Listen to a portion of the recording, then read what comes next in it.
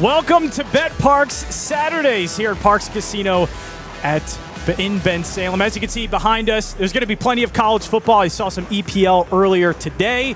Tomorrow, though, you're not going to see any Eagles football. That's okay, though. Nothing's broken. There's just no game for the Eagles, so plenty of time and a great time to assess where the Eagles are at into the bye week and doing it with a couple of Eagles greats. My name is John Jansen, not the former offensive lineman John Jansen that played at Washington, but we do have two former Eagles offensive linemen and Eagles greats sitting next to me. Todd Herremans. I love college football, so I'm going to mention out of Saginaw State, 11-year NFL career, spent most of that with the Eagles 2005 to 2014, and Trey Thomas out of Florida State, 12-year NFL career, 1998 to 2008 with the Eagles, and was the 11th overall pick in the NFL draft. Guys, It's a post-Halloween. How are we doing? Doing well. On a post-Halloween Saturday. Yeah, fantastic. Well. Did we get any candy? Did we go out? Oh, we went trick-or-treating last night. Yep, went around the borough with the kids and, knocked on a lot of doors. Oh, that's awesome. Yeah.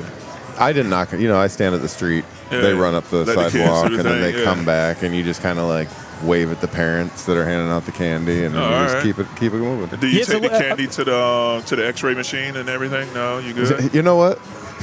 So I'm always curious about this. So, like, growing up as a child, right? Yeah. You were told that there's these evil people that are trying to kill children and, like, put razors in their candy and stuff, right? Yeah, and is this a true thing? Yeah, it's a true thing. I mean, it has happened. Or is it just, like, folklore to scare kids from not because my parents from would not never eating check. sugar? So were my parents just not attentive enough parents, or? Well, dude, because I remember my parents saying that, but I also don't remember them inspecting my candy once we got home. No, everybody they just kind of it was just a way to like pump your kids' brakes. Well, they were for too them. tired like, to care at that point. They just had to like the walk candy us may around. have poison or razor blades in it. Yes. No, but for myself, we're empty nesters, so. No trick-or-treating for us, and then we turn all the lights off around the house. So no one's home. Yeah, Nice. Absolutely. Scram, kids, don't come by here. Yeah, lights off, maybe a bottle of wine. You guys do host the Between the Vines podcast. Talking about some wine. You guys had some great guests on, so I do want to talk about some of the guests that you have on recently. But why a podcast about wine? That sounds great. Have you guys always been into wine? I've always, you know what? When I had my art studio, I used to go to a lot of wineries with paint and sip, and that's what kind of really got me into wine. But now I'm starting to make my own wine now, so I got like probably about 9 or 10 wines going right now at the house. Yeah, so it's something that I enjoy doing, man. And that's why I prefer wine over any other beverages. Todd, you as well? Yeah, I mean, I don't know when it started really. I think.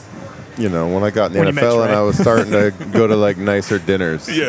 I feel like you go to a nice dinner that's like a certain price point. Yeah. It feels weird to order a beer with it. And then like I don't like drinking like liquor when I'm eating. Yeah, you know what exactly, I mean? So like, and then people were always like, "There's plenty of pairings." That if you ask somebody, they'll be like, "That's where I get overwhelmed." There's too much. No, that's why there's usually someone there that can do it for you. And True. You're like, dealer's choice. Yeah, you're not ordering a fancy wine at the Sizzler. No. No, you get a beer at the Sizzler. Yeah, you get a beer at the Sizzler. Yeah, not a lot of beers, not a lot of wine spots in Delco, I'd say, where I'm at, Delaware County. It's more just like a beer thing for me. But getting into wine, red or white wine, where do we go? I'm whatever. It depends on the time of day. Okay. If I'm doing earlier in the day, I'm going to go with a white wine. And then as the day progresses, that transition over into the reds. Nice. Yeah, I would say I'm situational with the color of my wine, depending on if I'm sitting out the sun or, later in the evening with a big meal. I'm guessing that depends with the dry and sweet, too. It depends on kind of where you're at, where you're doing. There's not a whole lot of sweet wine that I like. Yeah, I'm dry and red.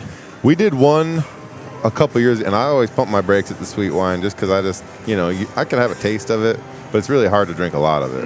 Yeah. And we were over, where was that? Down in South Jersey somewhere. Like down near Swedesboro or something last year. Remember they made chocolates? Oh, yeah. They came out with this strawberry wine. And I was like, whatever. Like, it's going to be too sweet. Oh, yeah. But then she also is like a chocolatier, right? Yeah. So she brought out these peanut butter, like homemade peanut butter cups. And then she's like, "Here, you got to awesome. eat these with the strawberry wine." So it's like a peanut butter and jelly. Yeah, it was awesome. Oh, yeah, we had so much. She did a really good job with her. Well, I can't think of the name So of that was the one you're like, I'll winery. make the exception here for this I'm one. trying to think. Yeah, it's down in I think it's near Swedesboro. Yeah, I'll definitely have to check that out. we have at to some check it point. out. That I have sounds to good. think I love about it. peanut butter and jelly. That was my favorite I'll sandwich. Google it. I'll Yeah. Google it before the show's over. In You case guys anybody's have had some wondering. good guests on. I know Vinny Curry's on. I want to start with Dick Vermeil, though. Yeah. Because anytime I listen to Dick Vermeil, that is about the wisest, most genuine person. I always feel like I learned something about life when I talk with Dick Vermeil. How was it with you guys? I enjoyed talking with Dick, and I thought that, he was one of the people that I wish that we had some film and I could just sit down with him, because I like talking to coaches and just hearing their mindset and what he's thinking about the game. I really enjoyed that time. Plus, when you just think about how many years of football he's been involved, like how you can see the game, go up and down and change, and like the spread offense is this, or no, we're going to run I formation, just pound it, and like there's just so much that he's witnessed, been a part of, kind of changed. It's that's a great point. He's one of the wild. interesting cases where he started in college, went to the Eagles. They were a much different team than what hit in the Super Bowl team in the 80s, in 1980, than they were with the St. Louis Rams in 2000, where it's the greatest show on turf. He's kind of done it all as a coach, kind of everywhere. You had open tryouts. Yeah. They made it a Disney movie. Dude, open try. I can't imagine open tryouts. Do you guys think I do well in an open tryout? Like you go through all this work to get to the NFL, and then all of a sudden one year, Big Red comes in and is like, "Hey, we're gonna have open we appreciate tryouts. having you guys here, but we have a couple holes on this roster. We're gonna have open tryouts to try to fill those holes." It'd be like, "What? I don't think Can we very well. watch?" Yeah, I would love to watch an open tryout. I would love to know what a tryout in 2025 would look like. All of these like influencers that like, I could be a wide receiver or a kicker or something in the NFL. It's like, could you?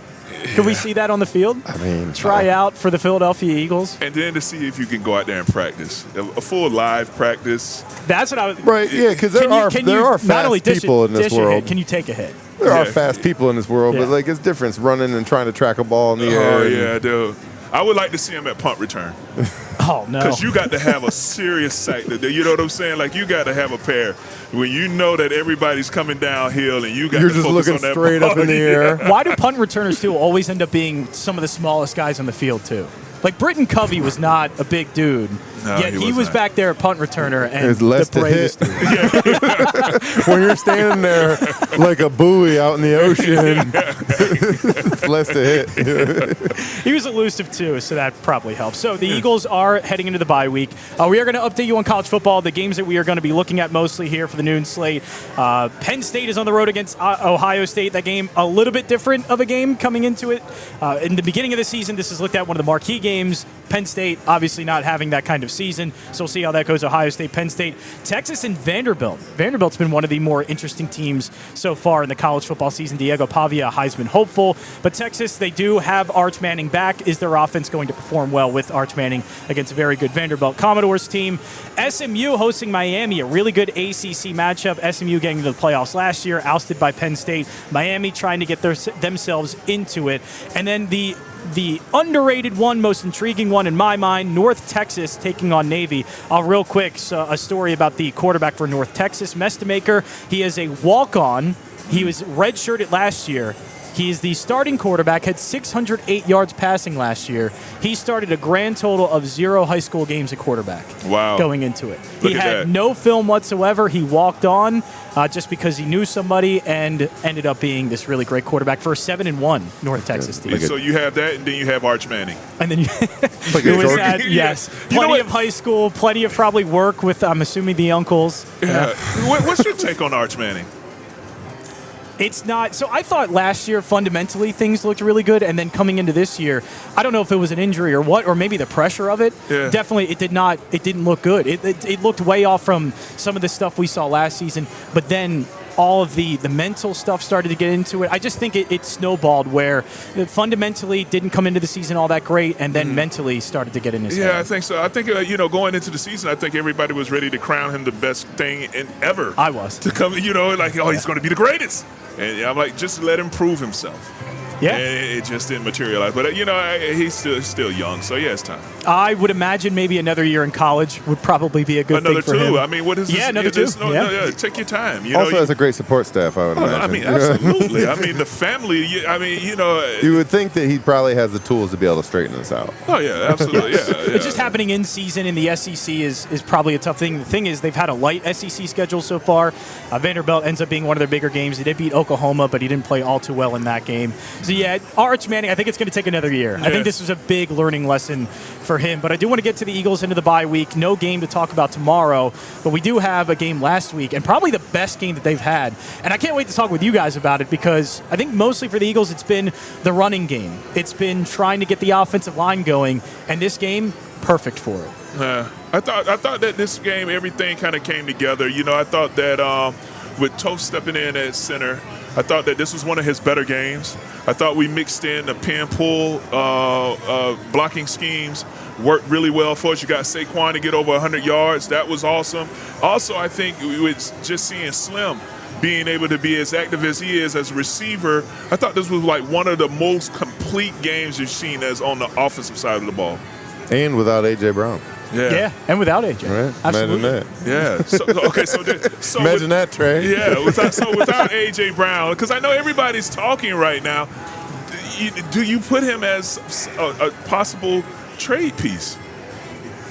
I don't think this season you can. No. I think they're going to need, because the deep ball has been maybe one of their best things. I know they haven't connected on it for the most part in the early parts of the season, but the last two games they have, to me, that's their most explosive play is A.J. Brown and Devontae Smith down the field.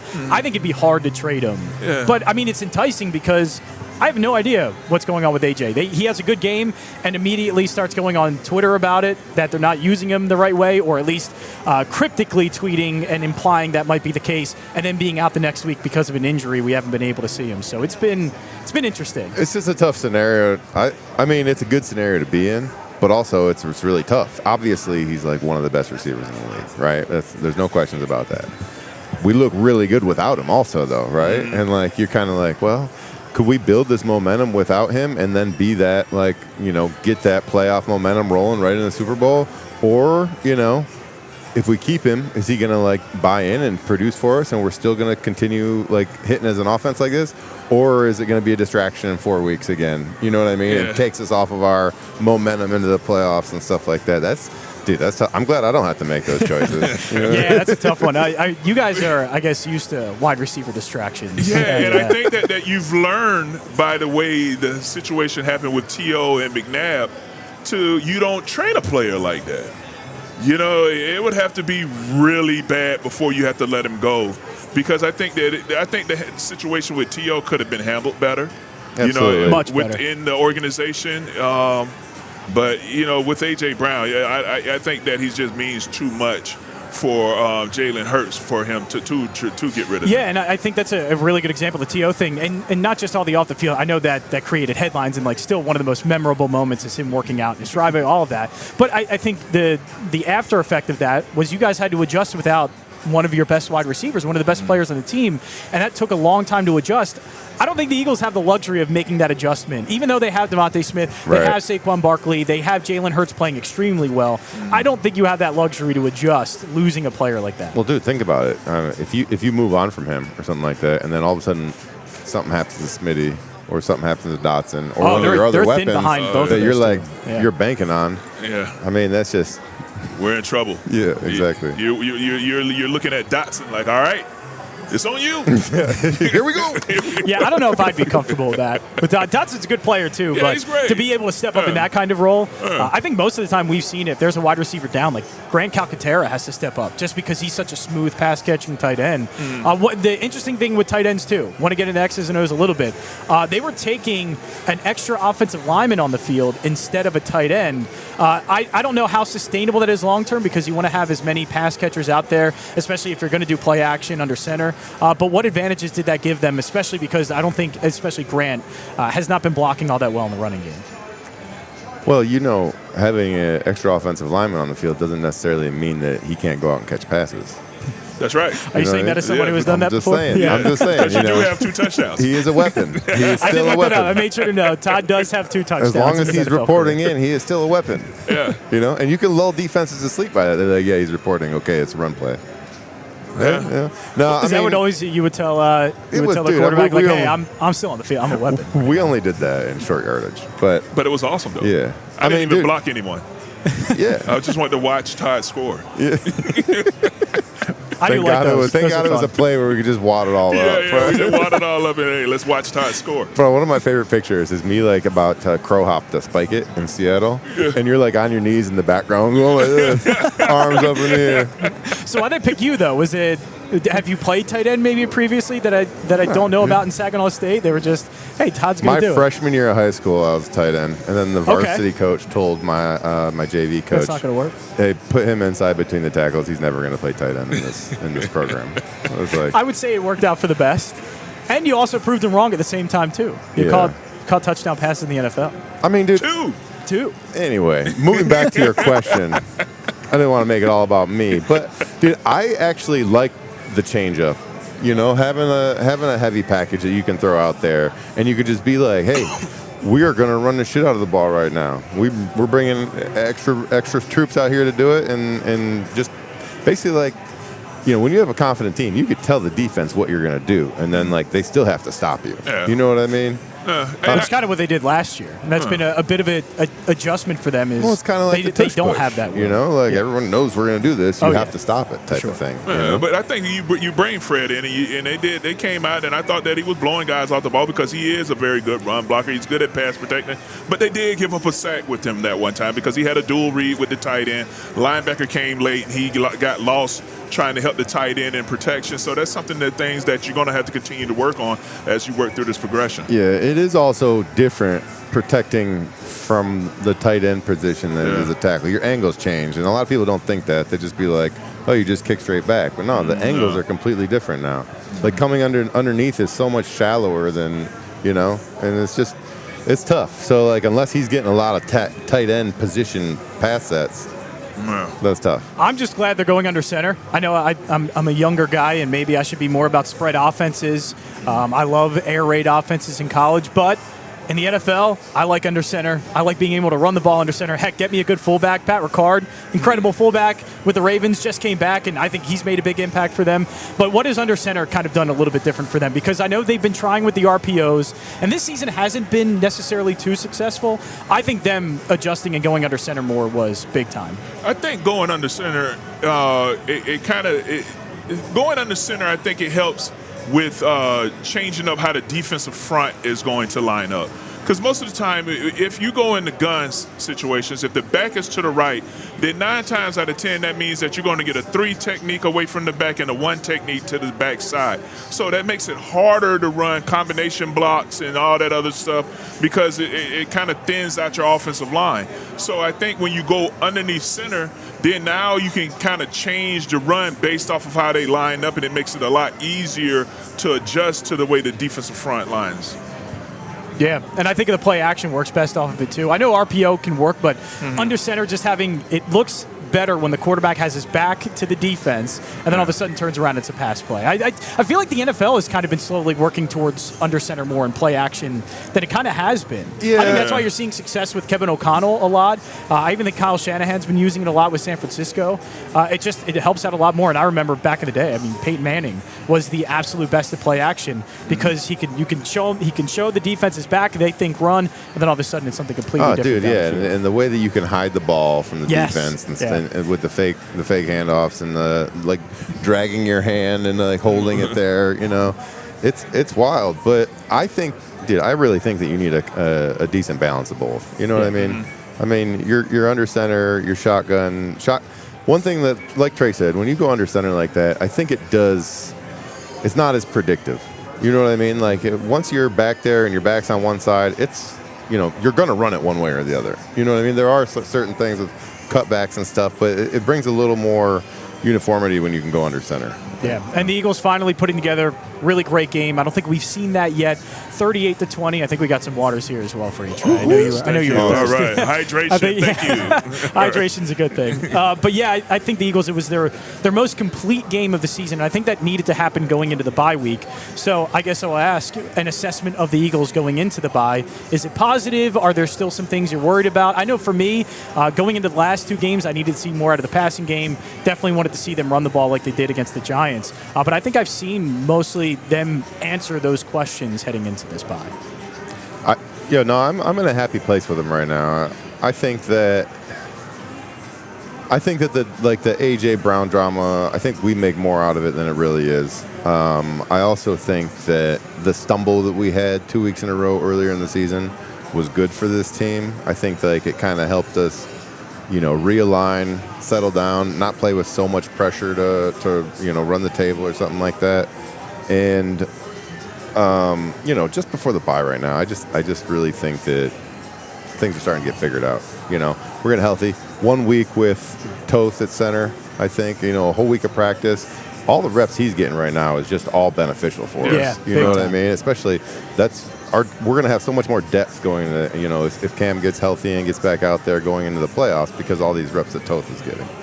And Fred, Yeah, I think that, I think the team is in a good spot right now. I agree with you that the stumbles earlier definitely helped this team kind of gel a little bit, take the pressure off of them. Because, when you come back as a world champion, everybody's expecting you to just go out there and beat the brakes, blow the doors off of everyone. And, I think that the team needed to have some of that where you got popped in the mouth to kind of make you refocus, get your mind back right. Let's get back to what we need to do best. And I think that this team is in a good spot right now. Yeah, I think they are as well. Again, there were some questions that needed to be answered before going into the bye because at some point, when is it for you guys? I guess at any point in the season you think, okay, we can adjust and we can change. But to me, at a certain point in the season, you're kind of who you are. At one point, there's a cutoff. If we don't change this now, this is what we are for the rest of the season. And I think it was getting close to that for the Eagles, and for the last 2 weeks to happen was big. Well, that's kind of what I felt like happened in 23. When we had 10-0, all those wins that we were squeaking out and stuff, and it just kind of glazed over all the inadequacies and stuff that we had. And then once we got hit in the mouth, we realized that it was too late to turn that ship around. We stumbled early this year, get some things figured out. I'm not saying that it's all going to be smooth sailing from here, but at least you get that reality check with enough time to do something about it, Yeah. And I think they were starting to get close, and they've done something about it this year, which is very good. So let's talk about a little bit of bye week. You guys have been a part of some bye weeks. What was the bye week plans for you guys? Was it do absolutely nothing, try and do as much as you can, go out with family? What was a bye week like? I usually a lot go of wine, to Miami. Maybe? Miami?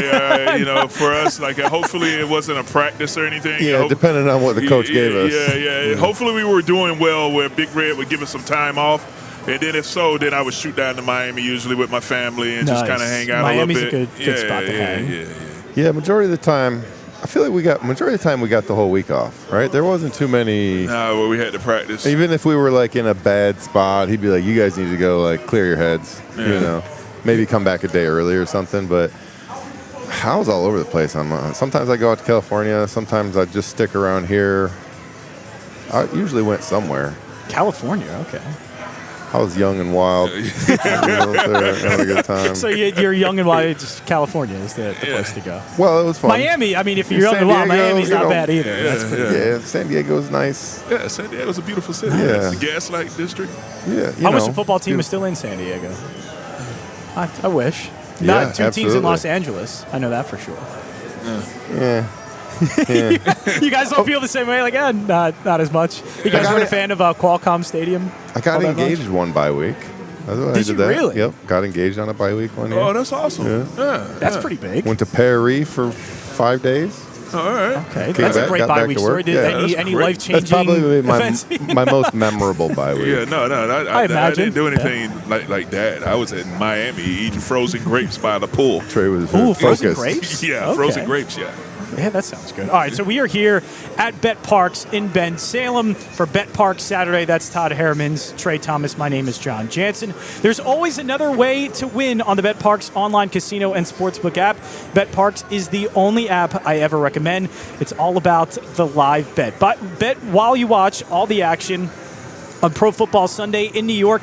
Big Blue Football, their 2.5-point home underdogs hosting San Francisco. Philly Pro Football, you'll have to wait another week for that one. They are on the bye. betPARX also has all of your favorite classic casino games right on your phone. This device I have in my hand, yes, you can find all of that on your phone on betPARX. Make your downtime fun time. Play blackjack, craps, and roulette. Hundreds of hot online slots like Huff and More Puff, Divine Fortunes, and more. Join me on the betPARX app right now. New users get up to $1,000 casino bonus back if you're down in your first 24 hours. betPARX.com for details. So whether your team scores or not, there's always another way to win on the betPARX online casino and sportsbook app. You must be 21 and in Pennsylvania, New Jersey, or Michigan. Gambling problem? Call 1-800-GAMBLER. So there is not going to be Eagles football at the Link, but there was a football game on Thursday at the Link, another one today that I'm excited for. I'm an East Carolina grad, East Carolina playing Temple.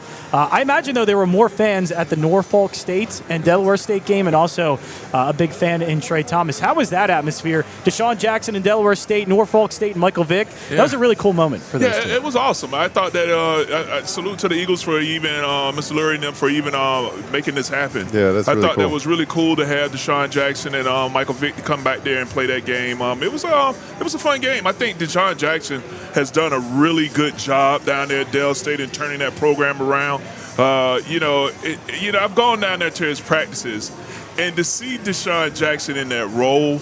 At first, I think I was like everybody else. I was going to ask you about that. Yeah, at first I thought I was going to be like everybody else. Like, man, what the hell is D-Jack doing as a head coach? Yeah. But it was not. Seeing him in that role, dude, I felt like it fit him. You know what I'm saying? Like the way he handled himself in practice, the way he handled himself in the meetings with his staff, I felt like Deshaun Jackson did a really good job. And one of the things that I think that he does really well is that the players are identified with him. Yeah. And they play hard for him, and he has a really good squad. You know, and he has a really good coaching staff as well. I think he did a really good job with his staff, putting everybody together. Who's down there? Chung's down there with him, right? Eugene Chung is the offensive line coach. He has Portis is the running back coach. I think that one of the assistant offensive line coaches, he used to play for Pittsburgh or New England. Like a lot of the guys on his staff has a lot of NFL experience. Okay. That's what's up. What about Mike? Does Mike got anybody coaching with him? You know what? I'm not sure. I think his offensive line coach played for a little bit. I'm not sure. Okay. You know, but I think that, you know, it's a little different with Mike. I think Mike is, how can I say? Like, it seems like with Mike that he's trying to show a different side of him. Like, D-Jack is just what he is. Yeah. You know what I'm saying? He's just, this jackpot, just how he's always been with how he carries himself. It seems like Mike is trying to find that balance.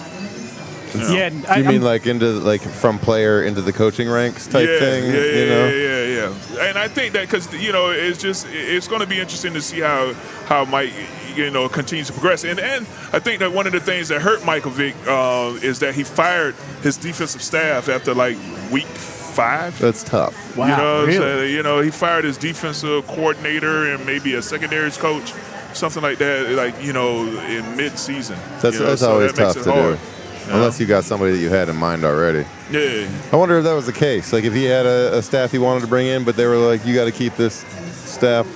Well, it doesn't matter. But when you make that change in the middle of the season, there's so much that has to happen between January, training camp, and everything else. That's just a tough position to be in. Yeah, I mean, very rare is an in-season change something that turns the tide around. No. You know what I mean? Usually it's something it's because things are going very bad. Absolutely. Yeah. Especially firing coaches. It's one thing to bench a player, but when you're firing a coach, because you don't got backup coaches. No, you don't have backup coaches. Yeah, that's it. There's nobody on the sidelines waiting to coach. No, you have what you have, and that's it. So it's going to be interesting to see how Michael progresses. It was good to see him out there on the sideline as well. And then just the star power that these guys are bringing around. When you got AI coming to the game, you got Marshawn Lynch down there at the game.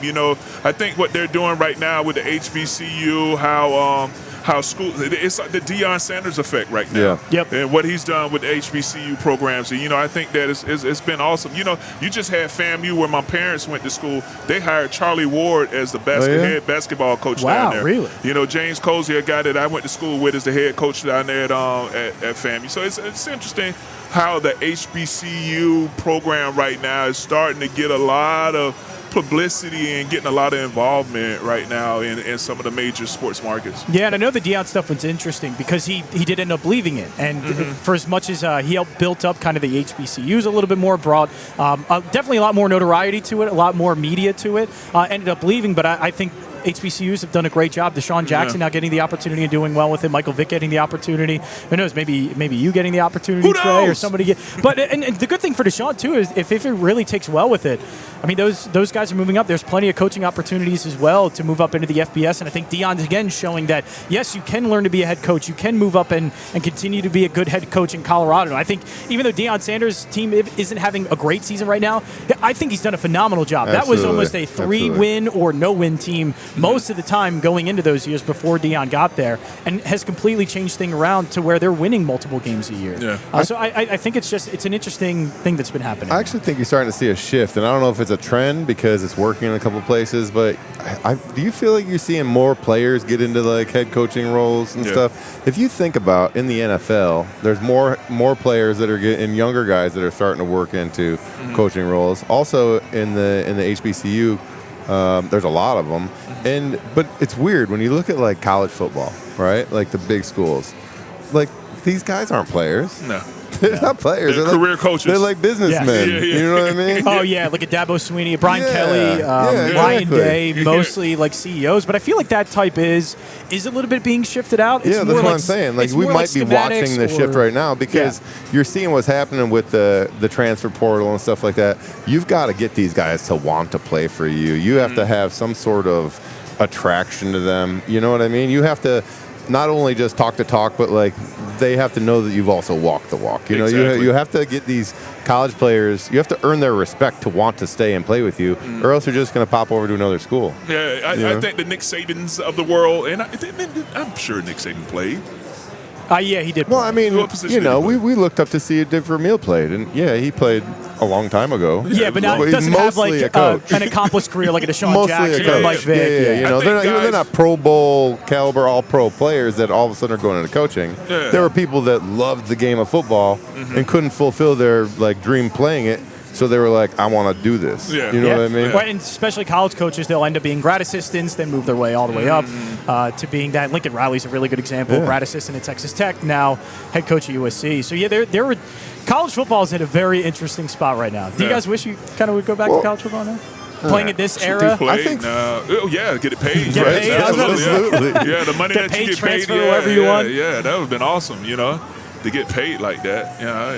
Making millions while you're in college. To transfer wherever you want. To be honest, it sounds nice. I don't know. Yeah, I don't know. I'm not a fan of the transfer portal. Like, I feel like the path that I had. I just feel like the path that I had like made me who I am. You have to like stick out some things and gut through it. You know what I mean? Yeah. Hard to argue the results. Yeah, pretty long, good NFL career. I mean, maybe I transfer somewhere in a first round pick, but maybe I transfer somewhere in like party myself out of school. You know what I mean? Like, I always say God gives us what we can handle. You know what I mean?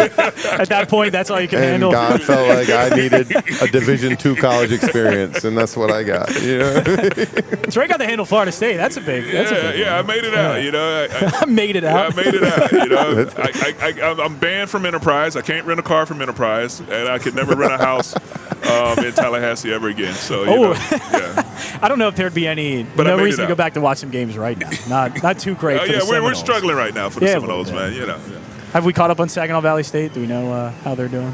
I think we just had a really good October. I think we might have won 4 games in October. I went back this year. I got inducted into the Hall of Fame. Oh, that's great. It was cool. Nice. Long time coming. Yeah, so let's catch up on some of the college football scores. I don't have the Saginaw Valley State score right in front of me. Hold on, dude. I'll find it. Yeah. Ohio State up 7-0 on Penn State. And a little bit of a surprise so far just because Vanderbilt has been so good. We weren't sure what Arch Manning was going to be like coming into this game.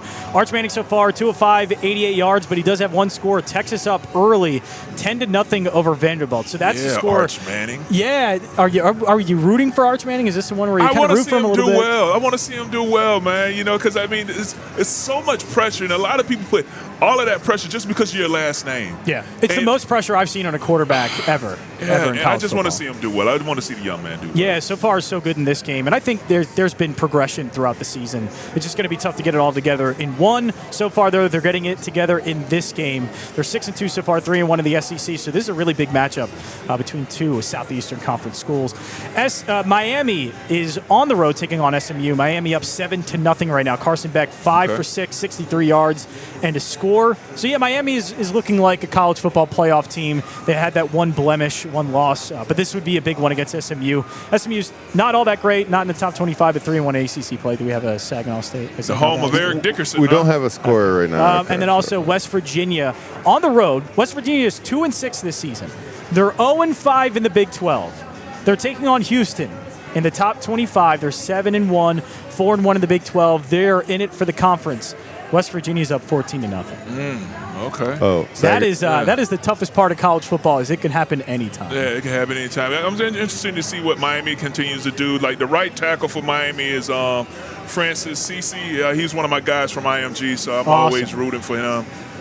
So I always like any of the guys that I coached. I'm always like, yeah, go get them. IMG, I imagine a lot of those guys ended up going to man, pretty good college football schools. Yeah, Tyler Booker was one of my guys. He was a first-round draft pick for Dallas. The right tackle for Miami is one of my guys, CC. The left guard for University of Florida, Najee Harris. He's one of my guys. And then the left tackle for Maryland is one of my guys. Do these guys still reach out to you? I reach out to them. You reach out to them, say what's up, every keep now it and up. then I hit them up. Hey, man, how you doing? I was just thinking, like, to have, like, you as a coach going through this stuff. I mean, that's a great resource. Yeah, you know what I mean? yeah. Like, just for questions that pop in your head and stuff. But maybe they don't want to bother you too much. Saginaw's losing 14-7. Oh, not good. No. So I imagine plenty of time left. Yeah. To the Davenport University Panthers. Okay. Ooh, never heard of them before. It's a small Michigan school. And by the way, the walk-on at North Texas that did not play a single game starting as a quarterback in high school. North Texas up 14-0 over the undefeated Navy midshipmen. So the Mean Green off to a very good start in North Texas. Right. So let's get back to the NFL a little bit. Obviously, the Eagles are on a bye, but the rest of the division still kind of going this week, but not looking too great. Eagles ended up getting some revenge against the Giants. Washington dealing with a lot of injuries. Dallas's defense is maybe one of the worst defenses I've ever seen in the NFL. They are horrible. The Eagles have pretty much, again, with the way they've played the last two games, this division seems almost, I hate to say locked up, still some time left, but the rest of the division is certainly not keeping up. Yeah, they're struggling, man. I think we walk away with this because, I mean, Washington, like you said, is struggling with injuries. I mean, I think Dart and Scatterbull is going to be a problem in a couple years. I think I like the way he plays. He has a lot of Baker Mayfield-ish type, energy, that he plays the game like that. And, Scatterbull? Yeah, Scatterbull is just a hard runner. He's like a Mike Allstott. What happened to him on Sunday? Yeah, that was tough, to see. And then Dallas, you get rid of one of your better pass rushers, and now here you are struggling defensively. Oh, my gosh. Who thought that was coming? Yeah, I did. I certainly didn't see it coming. Yeah. But I do want to get to Supposedly, Jerry's stepping away from football down there for a little. He's got a little investment that he's going to focus on. Really? Supposedly, he's thinking about bringing in someone else to run the team. Really? Yeah. He's going to do pieces again? That is the most unfortunate news I've heard in a long time. I know, right? I think he's doing an outstanding job. Yeah, I need Jerry to stick. Keep working, Jerry. Come on, man. Keep trading away Micah Parsons. But you know what, though? I think that if I had made my money the way he did, I'm like, damn, that I'm making the decisions for the right? I'm going to decide what's going on. Yeah, Look, it was successful. He was successful for a time. Just luckily, it hasn't been any time recent or soon. But looking around the rest of the NFL as well, especially with a former team that you had played for a year, the Colts. Yeah, phenomenal. Just how shocking is it to see Daniel Jones go from the Giants and kind of what we were seeing up close, and it wasn't looking very pretty. A lot of turnovers, a lot of just erratic play. All of a sudden goes with Shane Steichen and fits this offensive system so well. It doesn't. I feel like it's been happening more often. Sam Darnold's a good example of this. Now Daniel Jones is, but he's been playing outstanding football. Yeah, I think that when you look at something like that, it just shows the intricacies of like how setting, situation, just all that has to come together perfectly for a player to thrive. And just because you have, not a good showing in one city doesn't mean that you're washed up and you're trash if you go somewhere else. Now, what's really hard to do is keep the mentality that you're not trash and then go somewhere else and shine. You know what I mean? Because a lot of times guys will be stuck in a franchise and they're a good player. And CJ Stroud. And they just struggle for years and years and years, and then they almost drink the Kool-Aid that they're not that good, and it's tough. But I love seeing guys, go out of a situation like Daniel Jones, go to Indy and just crush it. I love that. Yeah, I think it's a great story. You think Stroud needs to go somewhere else?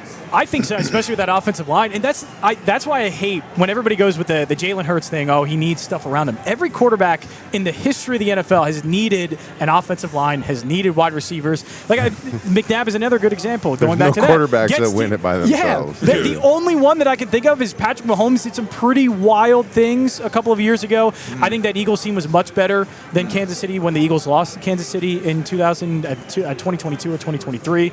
But yeah, it's just Mahomes. But we're talking about a very select few where Brady, Mahomes were the only ones that could do it. Every other quarterback, Peyton Manning still needed Marvin Harrison and Reggie Wayne. Tom Brady needed Randy Moss. I think his career got a lot better. So I hate hearing that Jalen Hurts has this. Well, yeah, he needs it. Every quarterback needs it. Just how do you perform in that? And I think with Jalen, there are certain drawbacks to his game, but if you find an offense that fits it, I think there are some elite traits there that do really well, and I think the Eagles are a good example of that.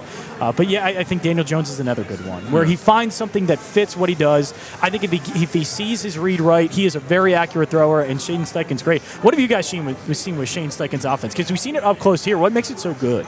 Because it is now another team that he's gone with that has been fantastic. I just think that he's really good at crafting quarterbacks. He has. Some guys just know what to do with quarterbacks. They're quarterback gurus, and I think that he's one of them, and he can structure offenses to kind of make it seem easy for his quarterbacks, especially if he has a cerebral quarterback. You know what I mean? Like, I view Shane like a guy that plays video games. Not that he actually does, but like in that, viewing the game like that. And if you can, in real life, have a quarterback that's out there and reading coverages and allowing the concepts to play out and making the defense make their choice and then playing off of that and stuff, like it kind of becomes easy for the OC. And I just think that Steichen's really good when it comes to concepts and developing quarterbacks. Yeah, puts him in a dilemma all the time, and I really like that about his scheme, and it's very good. I think they're going to do well against the Pittsburgh Steelers. So Daniel Jones may be in the MVP conversation. I think Jonathan Taylor is. Patrick Mahomes getting himself into the MVP conversation. Has Hurts played his way into the conversation as well? No. I don't think so. I don't think he has the yards.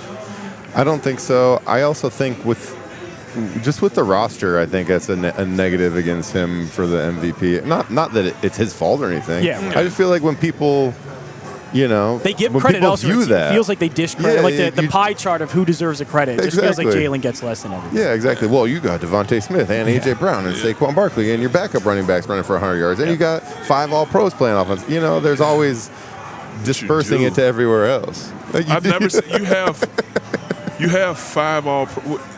You have 4. You have 4 All-Pro offensive linemen. Yeah. Yeah, Jordan Mailata, Landon Dickerson, Cam, and then you have Lane. Yeah. And then, Steen is he's still getting there. Wow. Haven't seen enough from Steen yet? No, I think he's a good player. Good. I like him. I like him as a player. We're just talking about actually voted. Oh, yeah. Getting to that tier. It's pretty wild. That's a hard one to get to. Yeah. But it's wild. you know? They're really good. Guys. That's pretty impressive. Yeah, so Hurts to me is getting closer to that conversation. The last 2 games have looked MVP level. I did place a bet on Jalen Hurts for MVP coming into the season. I thought the situation was great, and he would get a little bit more credit this year. Other than last year, he didn't get it just because Saquon Barkley took over the spotlight, mostly new player, ended up really changing things for the offense. But I thought this year it was going to be more about Jalen Hurts. Hasn't been, but the last 2 games I think finally has played like an MVP. So if that continues, I think he will eventually, but not at the moment. I would leave him probably out of my Do you top think 5. once I think he has a better chance of winning Super Bowl MVP than league MVP. Yeah, Always. absolutely. He shows up in those games all You the know time. what? I just think like league MVP, yeah, he is an MVP player, but he's just not going to put up the numbers that are going to make people be like, wow, he's the MVP of the league. Yeah, you know what I mean? Because his team isn't built like that, where he has to carry it, Right. because when you have a Saquon. But my question is, do you think that Saquon will, after it's all said and done, look back and say, you know what? I should have gone for the record. Dude. Yeah, I should have I would gone. say yes. I Absolutely. I thought he think should have went. I thought he should have went for the record. Yeah, absolutely. You were right there. This makes me feel like 2008 when we went to the championship game, and I was like, well, we'll get back here next year. Never sniffed it again. Never sniffed it again. It's just like it's so hard to get there, and so many things have to work together. Yeah. Man, I do feel like there's going to be a little bit of him, because once the, especially if they win another Super Bowl ring. Then the Super Bowl ring won't seem as special, but then there was that one point, And I don't think he's ever going to have that opportunity. Oh, man. I hate to say it, but it's so tough. It is hard to do it in the NFL today. We're seeing it right now with the Eagles. It is extremely hard to be doing that year after year. And it makes what Derrick Henry did with Tennessee pretty special, that he was able to do that multiple times. But it is difficult. And even if you have a great year and get close to 2,000 yards, to break the record, you're never going to have that opportunity. You were again. right there. Yep. Nah, let the young boys eat. Yeah, let the young boys eat. All right, Man. I should have gone out Knowing there and me, got I probably would have been a little bit more selfish now. I was like, let me get the record. Yeah, let me get that. Come on. But He was having a great season. He was healthy. I think. His generosity will go down in the record books forever. Yeah, there you go. All right. At least they have the Super Bowl ring. That I guess helps out. But yeah, but you had the record. Let's go to the. Yeah, you definitely had the record. So again, assessing the situation heading into the bye week. And as an offensive lineman, bro, I would have been pissed that he was like, So nah. yeah, because you guys would. I'd have That's been your like, badge of honor too. I would have. because that's I your usually record. didn't get to sit out games when we were winning. Like Trey would go sit out, and I'd have to play tackle after Trey went out. You have to play tight end, catch passes. Maybe. Well. So I would have been mad, and I'm like, I got to sit out here and finish this game, and he's just gonna pass up on the record. Yeah, dude, come on, go get the record. That is because you guys are also helping him. Because I think Maya Lott is starting to figure that out now. Like, hey, Saquon didn't just rush for 2,000 yards. I blocked for all 2,000 of those. Absolutely. And he said he was feeling it in the year. So you guys definitely, that's part of your record. Too. Oh man, dude, that is an offensive line That's record. an offensive line record, man. Mm-hmm. Yeah. Now thinking about that, that's how Hall of Fame resumes get built for offensive linemen too. Helped Barry Sanders do whatever, break records, or Eric Dickerson break records and winning Super Bowls. Barry Sanders was a little different, man. It's true. It didn't have a lot of help. But for an offensive lineman, there's not many ways to build a Hall of Fame resume other than a PFF grade maybe, and I don't even like that. One would be you helped Saquon Barkley break the record for most yards in a season. Yeah, absolutely. So maybe he was a little bit selfish. Yeah. Maybe he needs to let the offensive lineman eat. Yeah, man, come on, man. Saquon, damn it. Anyway, water under the bridge, guys. So let's get to this season. We talked about the division, Eagles, MVP, but another thing obviously going to be the NFC and the contenders. Who do you find to be the biggest contender so far for the Eagles? I think it's still Detroit. I know the first game wasn't all that great, and Kansas City, it's Kansas City. You're going to lose those games, especially on the road. But Detroit has looked the most complete team to me outside of the Eagles. Yeah. I mean, the Go ahead. No, you're good. No, You guys both seem to agree on that, by the way. Yeah, no, I do think Detroit, to me, is a scary team. Thank God we get to play them in Philly. They're just a team that plays with attitude and hate. I like the attitude they played with. It just makes it. They feel old school when you watch them play. They play with this tenacity that you don't see a lot anymore. And I think that's from DC. But also, dude, Green Bay scares me right now. Yeah. Going into Lambeau, off of the bye. I know, dude. It's just you didn't like that? No, it's always but cold. what about the history? And I mean, that's cool. Yeah, great setting. It's not a city, but just a community. I love stepping onto the field. I love the energy that you feel, but I hate playing. But the actual game? Yeah, I hate playing. It's just always cold, man, I don't know. I'm playing in Green Bay. Chicago, too. Yeah, Chicago Remember sucks. their grass is always like this thick? Yeah. Like playing in Soldier, because we played in the original Soldier Field, dude. So, like, when you stepped out there on that field, it was like, man, dude, Walter Payton and the Super Bowl Shuffle, this was here, It's amazing. But, one of the coolest things about Green Bay is that they've kept intact is the tunnel that the visiting team has to walk out to. Remember how small it is? Yeah. It's literally like a 7-foot tall ceiling. The walls are maybe like 3.5 feet wide. So it's you this guys old are going maybe dingy 2, green 3 carpet. wide. And some parts you feel like you got to turn sideways to get through. And you just think about like all the old history that is like walk through that tunnel. It's a really cool But you don't have thing. to keep that old. You can make the tunnel wider.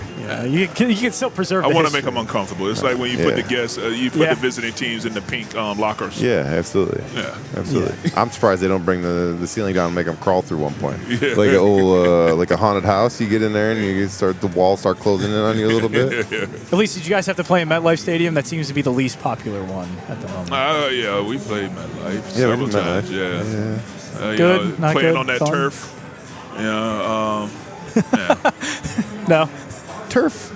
I don't like turf. I never liked playing on turf. When I was young, we'd get on turf for like the pregame and stuff. We'd all be like, fast. we're so quick out here. Yeah. We'd be doing all of our kick tests so fast. Oh yeah. And then just the pain your joints felt like the day after. It's playing on the original AstroTurf. Yeah, that was. I never did that. No, you never played I did that? one game in college on AstroTurf. But Yeah. That's like playing on this carpet. Yeah. Let's line it up. Let's go. How many years did you play on AstroTurf? Man, in the vet, 2, 3 years? 2 or 3 years. Oh, God. Ankle surgery. Did you like the vet?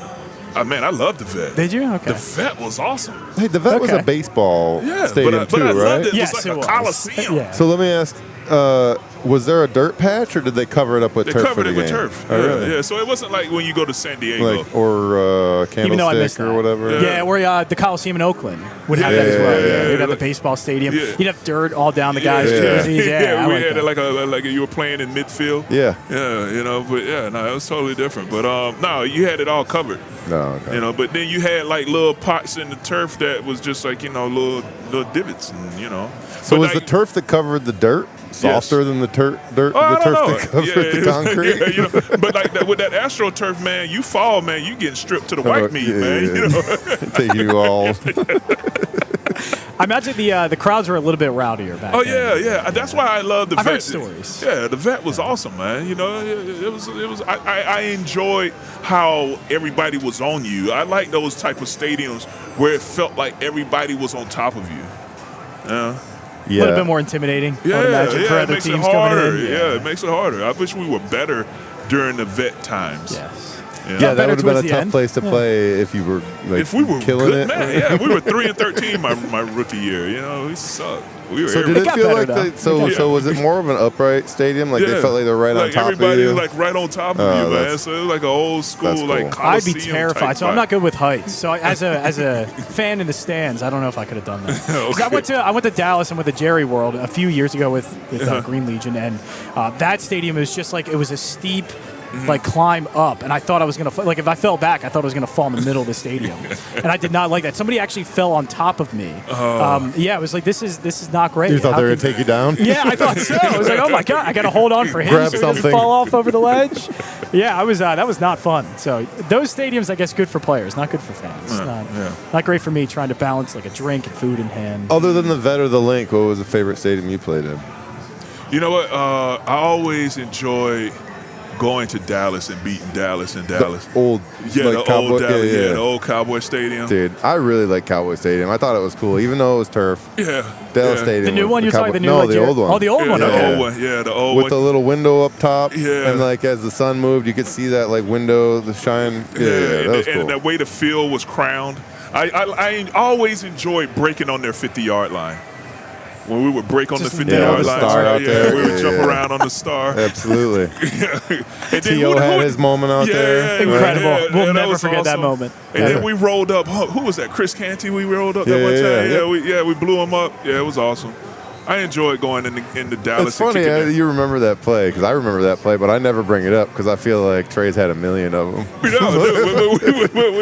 blew him up. That was on awesome. What, Duel or something like that, right? Yeah. Duo or something like that. There was this play where Trey and I had to double Chris Canty, and he's a big dude, you know. Big dude, yeah. And we were down like inside the 5 or something like that. We were backed and up. we just there was we just fired off and just rolled them that's backwards. The one play you and guys Trey and I were like, we kind of laughed. We were like, yeah, that's got to be a lot of fun because most of the time you guys are like not on your heels, but you're going backwards. They're coming after you in a pass rush or stalemating. So it's got to be good one time. It's just like I'm getting full momentum into you. Being bookended. So what have you seen? Let's get to a little bit of that with the pass rush now that we're talking about it, because Micah Parsons is going to be the Eagles' next opponent. Very good edge rusher. Just kind of what do you see from him? What makes him so difficult? What are some things you can do against him? I think one of the things that Micah Parsons is really good at is he's just fast off the ball. You know, he's very quick off the ball. He's very agile. He's going to give you that long arm rush, but Lane Johnson handles that really well because Lane Johnson is going to be one of the fastest guys off the snap. He jumps the cadence really well. He times the cadence really well. That. You know, he doesn't. Let's jump. Stop all that. Not jumps. My bad. He anticipates the cadence extremely well. You know, which works in his favor. But Micah Parsons, I mean, it's going to be a tough game, and it's on the road, so you're going to be doing silent count. Yeah, so that's going to make it hard. That's going to make it a little bit more difficult. You want Cam back for this game because have you done silent count with Toth yet? Probably not, dude. That's Yeah, I don't think they have. I need Cam for this 2 game. weeks ago. Huh? We were in Minnesota when he came in, right? Yeah, Minnesota. Toth came in Minnesota. So maybe in Minnesota. Did he play a little bit with New York? He might have done some. What's that? Did he play a little bit in New York as well? Is that when it started happening with Cam Jurgens? Can't remember exactly. I don't know. Yeah, but because doing it. Well, you got a week to get it together. Yeah, I mean, it's definitely a point of concern being in an away stadium with the silent count and stuff. But like Trey says, our tackles both do a really good job of anticipating the snap. I think we're going to have to do some things with the cadence just so that Micah's not timing it up like crazy. Because that's, if he's got a step on us, you're already in a bad position there. Yeah, it's a problem. And I think Micah is kind of like, with Dwight Freeney and them back in the day. One of the things that made them so quick off the ball, they didn't look at the ball, they looked at the player. Yeah. And whichever player had a hitch, that's what they looked for. And I don't know if Micah Parsons is on that level, but he's one of the guys that's going to be one of the faster defensive rushes that get off the ball. He's one of the fastest guys off the ball, so it's going to be interesting. Yeah, and the Eagles, I think, pass protection as well has gotten better over the last 2 weeks. I don't know. We gave up 4 sacks last They game. did a little bit of it. So how much? Tough. So maybe that's a good question because I think some of that wasn't, not to say Hurts played a great game, but I think he runs into some stuff at times. Just how do you assess that? I guess it doesn't matter. You got to block. I'm not one of the guys that be like, oh yeah, it's a quarterback. It's a quarterback sack. And, like when did we start doing that? That started. It has actually started to happen. I'm one of those that's a little bit like, okay, the quarterback does have more responsibility. He held on to that for a really long time. Yeah, or just the way that they move into a protection or something. He's not stepping up to the pocket or steps into a sack. This makes me laugh because, back in the day, they Trey did not was use to in be the like this. huddle. You got to get rid of the damn ball, Five, you got to get rid of that thing.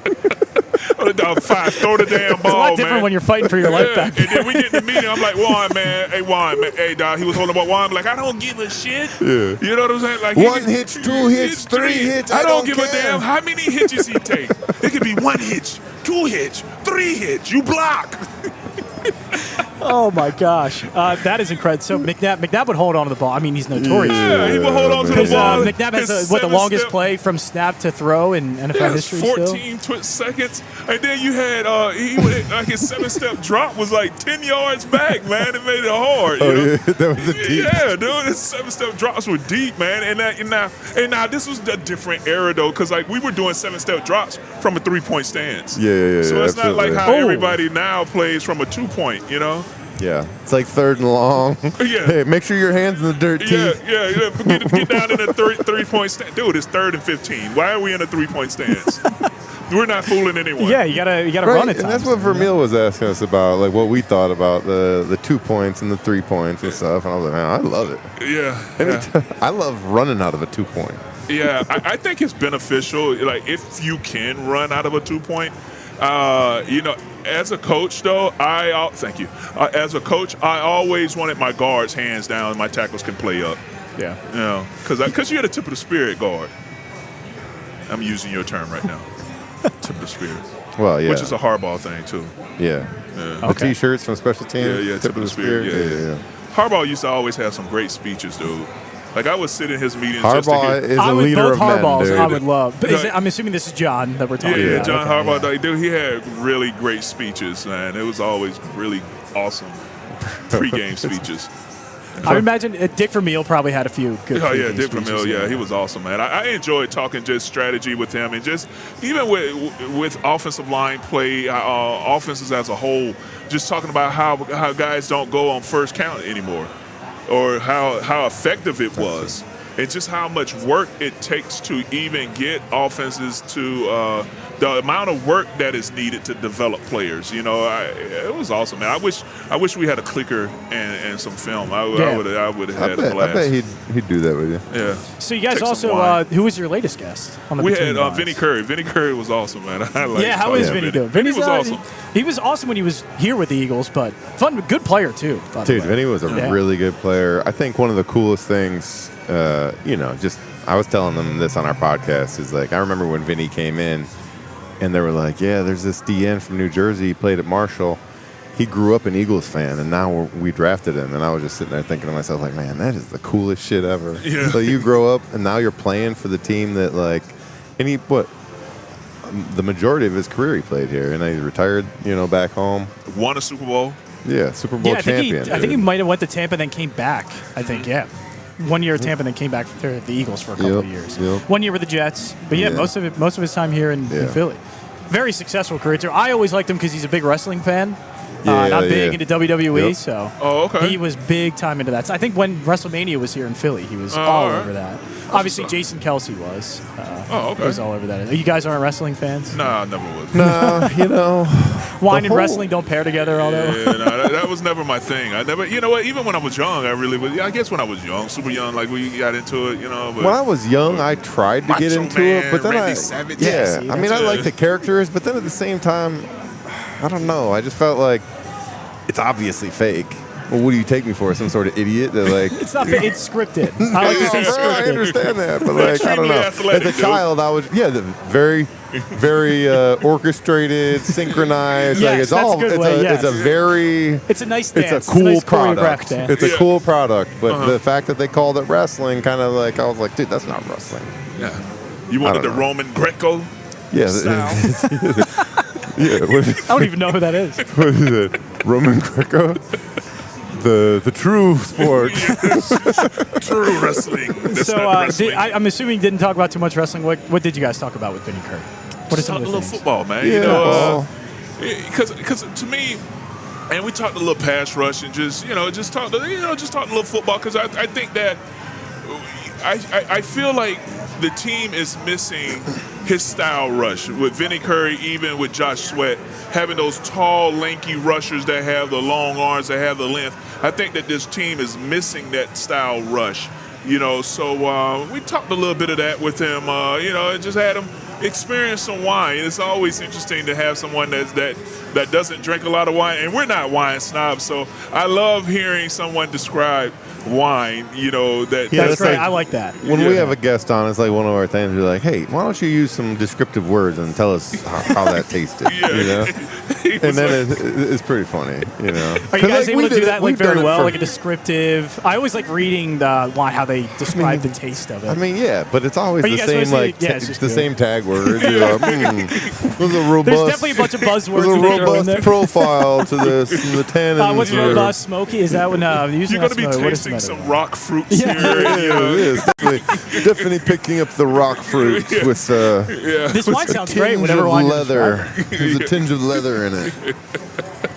So Vinny Curry was on the Between the Vines podcast. You can check that out. Yeah, I do miss the kind of lengthy defensive ends. They did get one defensive end back, though. Mm-hmm. He retired and unretired. Is that going to happen? Any breaking news there with you guys? And staying retired, are we good there?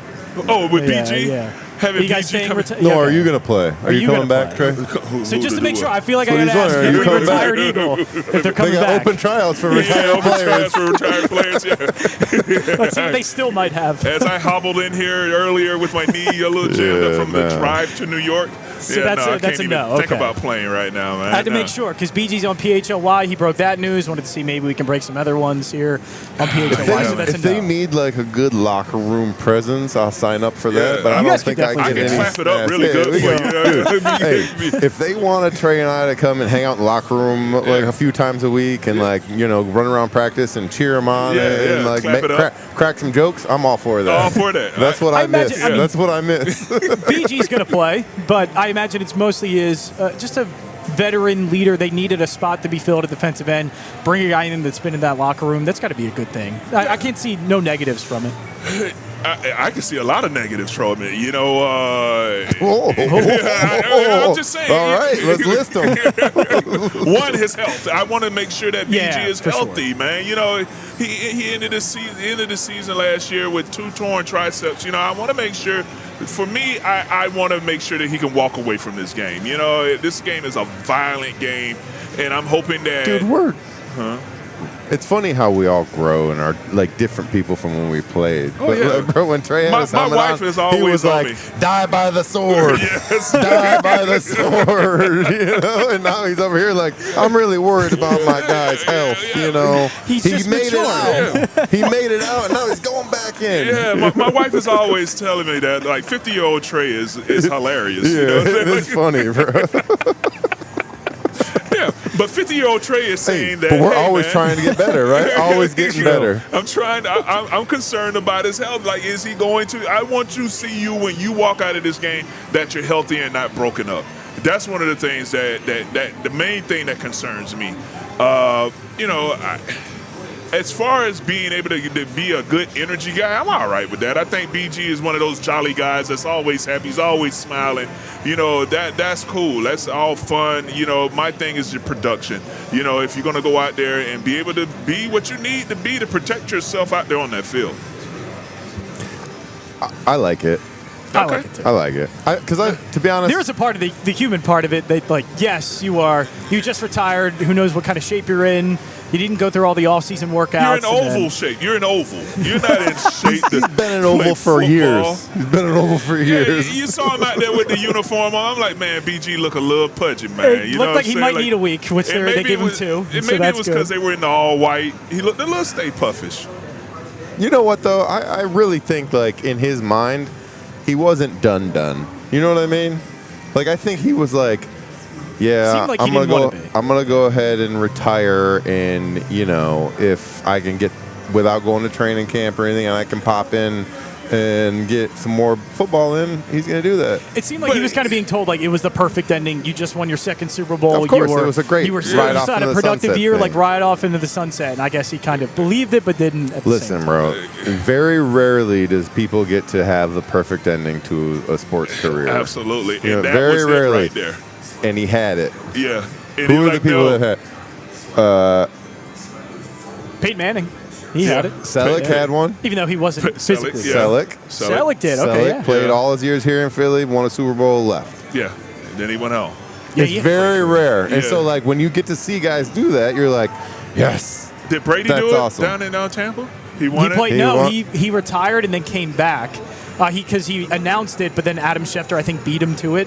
So he said, you know what, I'll just play the next year just in spite of it. And then ended up doing pretty poorly. I think lost to the Rams in the divisional round. Hart wasn't in it? No, so that wasn't it? No, he played bad that year. He was not good. That's what I'm saying. It's a rare thing. So when you saw him, you're happy for him. You're like, yes. So, like, it'd be great.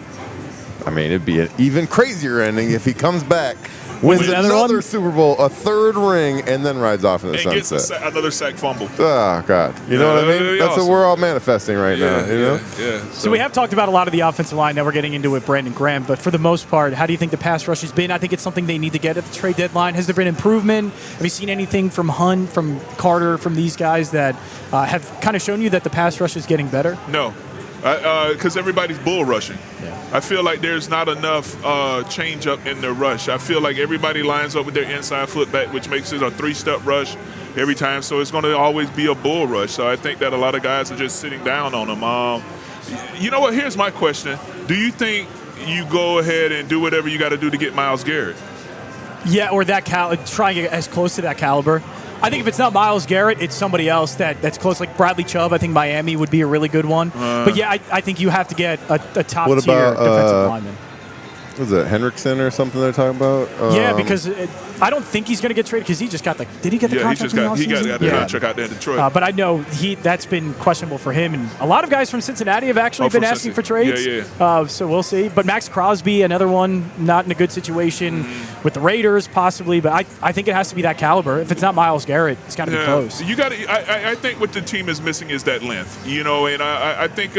Dude, you get Myles Garrett. Huge. But but it's going to cost you three. It's going to cost you 3 first rounds. However many first-round picks, I don't think the Browns want to do it because I feel like they're like, oh no, 3 first-round picks, we're going to fuck this up. You know what I mean? Well, history says they haven't done great. We can't do that. We already have the one player we drafted well. We can't trade him away. Yeah. But yeah, I think I would give up any first. I hate to say any, but if it takes 2 or 3, it's just the guy's such a difference maker. And I think they become a Super Bowl caliber team. And not to say that they aren't, but it's immediate. They are absolutely maybe the front runners now in the NFC and maybe all football with that caliber of player. That's the one thing that they're missing clearly. Yeah. How many years do you get out of Myles Garrett at this point, do you think? What? 4? I will never doubt him in terms years? of length, but I'd say at least elite years, 4 or 5 years. Because it's not like how it used to be. You get about a career out of him. Yeah, you're gonna get or 4 or 5 about years. a contract out of him. Yeah, that's all you need. Yeah. Yeah, he's 29 years old, so I would say another 3-4 years. 3-4 years. And he takes care of himself too. Yeah, obviously.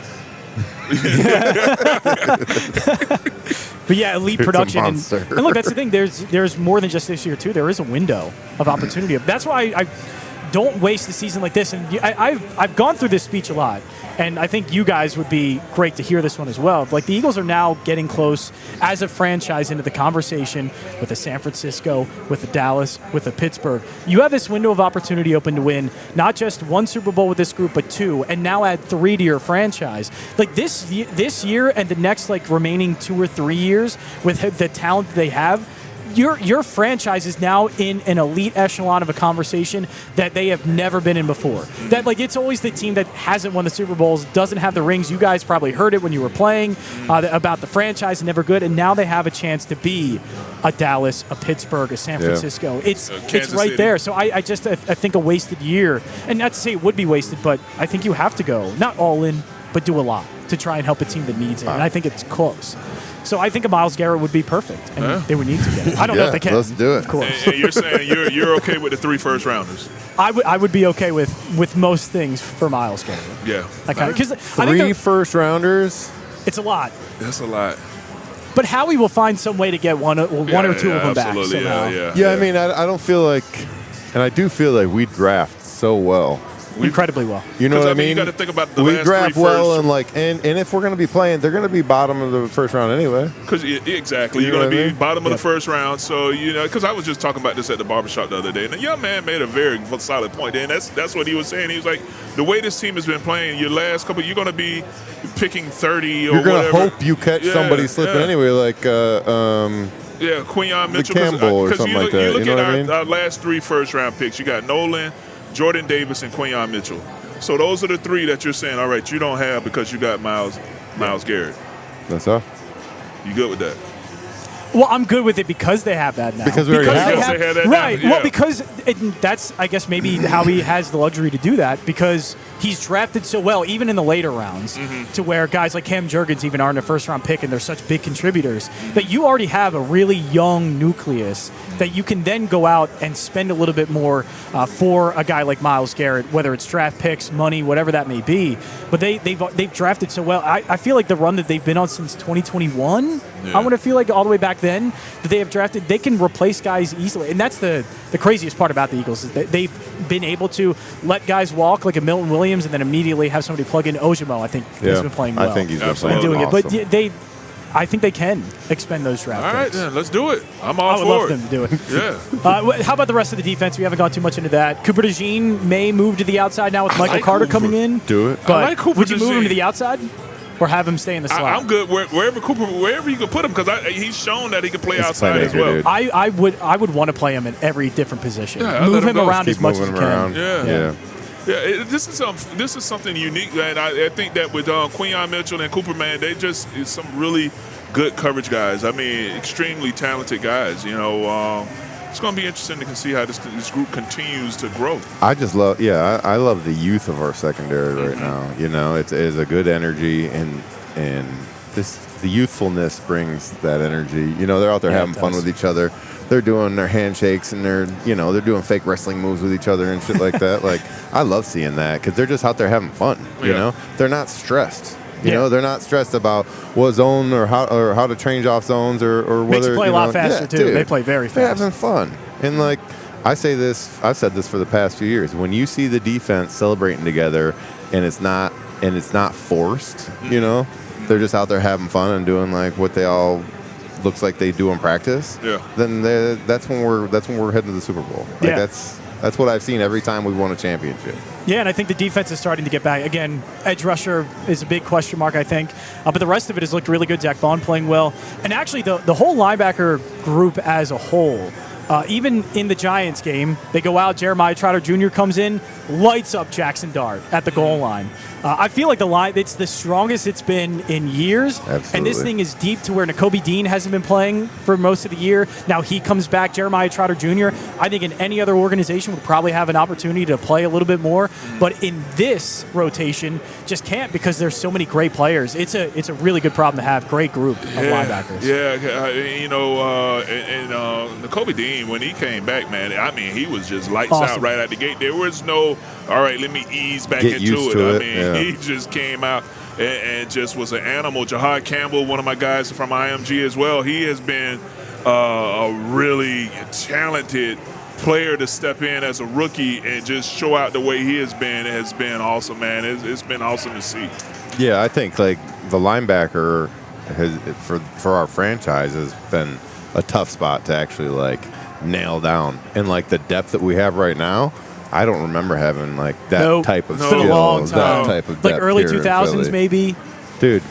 Yeah, even then, Like when I know Jim it was anchored here, by Trotter a lot. I mean, but the you will position was constantly a revolving door in Jim's defense because that's a hard spot to play in that scheme. Exactly. You know what I mean? Yeah. And he was basically like had everybody in his spots, and like we're just gonna keep rotating this will out because like nobody can like own the spot, but we can definitely have people servicing it. You know what I mean?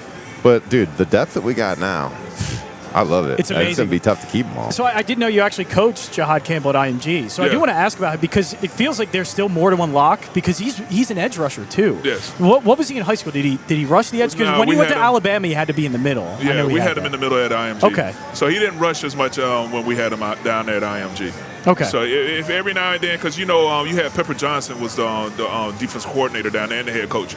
So he handled a lot of that there, but he rushed every now and then. He'll come out there and rush, but he was mainly on the inside. Okay. Because it feels like that when they drafted him, Howie Roseman talked about that. He didn't get to play that position that much, but he has traits that kind of work his way into that position. So if they can, maybe as the linebackers get healthier, obviously with Nakobe Dean coming back, that helps a lot more. Maybe get him involved in that way. But I think Jahad Campbell, the more he plays, he's such a versatile player. I love that about the Eagles. They can move guys into many different positions. Yes. And that, to me, is the hallmark of a good defense is versatility. And I think Eagles have that a lot. Have we seen good things out of Jalen Carter as well? I don't know if we heard his name as much as I wanted to this year. Yeah, you know what? Well, he's drawing a lot of attention, too. Yeah. Yeah, he draws a lot of attention, but you're starting to see flashes every now and then. He's starting to pick up little traits off the offensive line where you see him every now and then where he gets to jump off the cadence.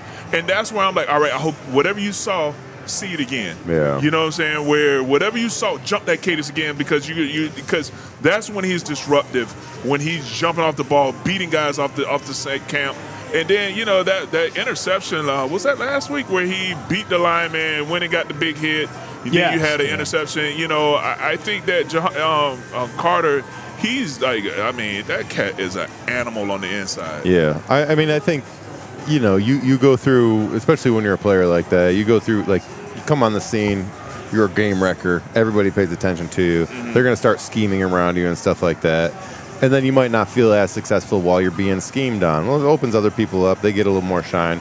But then when you're in that, it's like what you do in that situation. Now he's starting to pick up little cues off of, okay, if I'm going to get doubled, I'm going to beat the double, because I'm going to get off the ball before they can. Or if they're going to slide my way, I'm going to see that happening, and I'm going to be able to go use their weight against them. Use their, and just those types of things. I think he's evolving his game, and it might not be as noticeable, but I think that it's only positive for the future. I think one of the things that when you look at this team also, and I know we're just talking about more of the defensive line, I think one of the things that you've seen elevate this year is our special teams play. Big time. I think that when you special changed teams a lot play, of games this year. Yeah, has been awesome. I think Mike has done a really good job, the special teams coach over there. He has done a really good job of getting his guys to kind of buy into the system, and I think that they're one of the segments that gets overlooked a lot, but they've been making some really big plays for us. Yeah, they have been. I think special teams is tough a lot of times because it's such an important part of the game, and there's so many different facets of it, and it's hard to get guys that are on special teams sometimes to feel like they can be the difference maker of a game. But I feel like the good special teams coaches, they give their special teams players like this aura, this confidence, and they actually know that they can flip the game at any moment. I think Harbaugh, I think that's one thing that he did is like he brought this level of importance. And like a lot of times a special team coach just kind of seems like the misfit of the three coordinators. You know what I mean? Or like, and he didn't. He made himself he would present himself to the rest of the people as an offensive coordinator or a defensive coordinator and a special teams coordinator. You know what I mean? He's on the same level. And I think that confidence and then that importance of the game, they're able to put that on their players, and then they know that they can make plays. Dude, all I got to do is give it a couple extra, a little bit more effort, and I can block a kick, turn this whole thing around, Yeah, and I think that's worked its way into a very long coaching career. Absolutely. With John Harbaugh. Absolutely. Well, because I know, sometimes if you're an offensive lineman, you don't feel like you can really affect the game in special teams until until it goes bad, until it goes very bad. And so you can kind of become it becomes mundane, almost like a part of the game that doesn't feel like important. You know what I mean? Well, yeah, it just feels like it's a don't mess up thing. Yeah, Special teams. absolutely. But I think the Eagles have shown this year that it is. I don't know where they would be record-wise, especially this season without special teams. When the offense was maybe not having its best games, when defensively they were giving up some points, the special teams are the one that came up with the play against the Rams, early play against Tampa Bay. Those two games probably aren't won without those special teams plays. Absolutely. And so that is, yes, I think it's to your guys' point, that affects games a lot. And to your point again of being a star player, Jalen Carter and Jordan Davis being on special teams and being on the field blocking unit has been paying off very well for them. Yeah. And so that's been a huge part of it. Well, if you remember when we played, I think Seattle and New England were two teams that were big on stressing special teams, and a lot of their starters were on special teams. You remember Vrabel was on almost every special teams unit and stuff like that. And I remember seeing Seattle and just seeing a bunch of their starters running down the field on kickoff and stuff, and I was just like, holy crap, I mean, dude, I think that's key, and certain head coaches know how important it is, and they're like, we don't need to protect our star players from these football plays because these are also football plays that can score touchdowns, you know? Yeah. So you guys are heading out of here at 1:30. We're going to have Brad Feinberg on, so I'll leave you guys with this. What are we doing rest of the weekend? Anything big planned with no Eagles on Sunday? Well, maybe some college football here at PARX. We have an interesting weekend scheduled. We're going to be making chunky blankets. Chunky blankets? Yes. My mom brought one of her friends on the trip with her, so she wanted to do a chunky blanket. What is it? Could you describe a chunky blanket? Yeah, you go and get the little yarn from Michael's. Okay. And it's like crocheting. Nice. You know what I'm saying? So you do it by hand though. So we're going to be making chunky blankets this weekend. Okay. Are you going to be making chunky blankets? I love 50-year-old Trey. I love 50-year-old Trey, bro. I could see sometimes Todd look over and go, this guy next to me is just, he looks the same, not sounding the same. And I'm sure that you have those moments with me as well, but who are you? making chunky blankets, dude. It's going to be awesome. Yeah, it is going to be a good time. Miami or anything this weekend? No, Miami. We're going to do, it's a little chilly. We might turn the fireplace on, and we're going to sit and drink some wine and make blankets. That sounds kind of fun, actually. No, that will be fun. It's getting colder out. I like that. A little rosé and crochet. There you go. Is that a new segment on Between the Vines? Yeah. Crochet and rosé. You never know.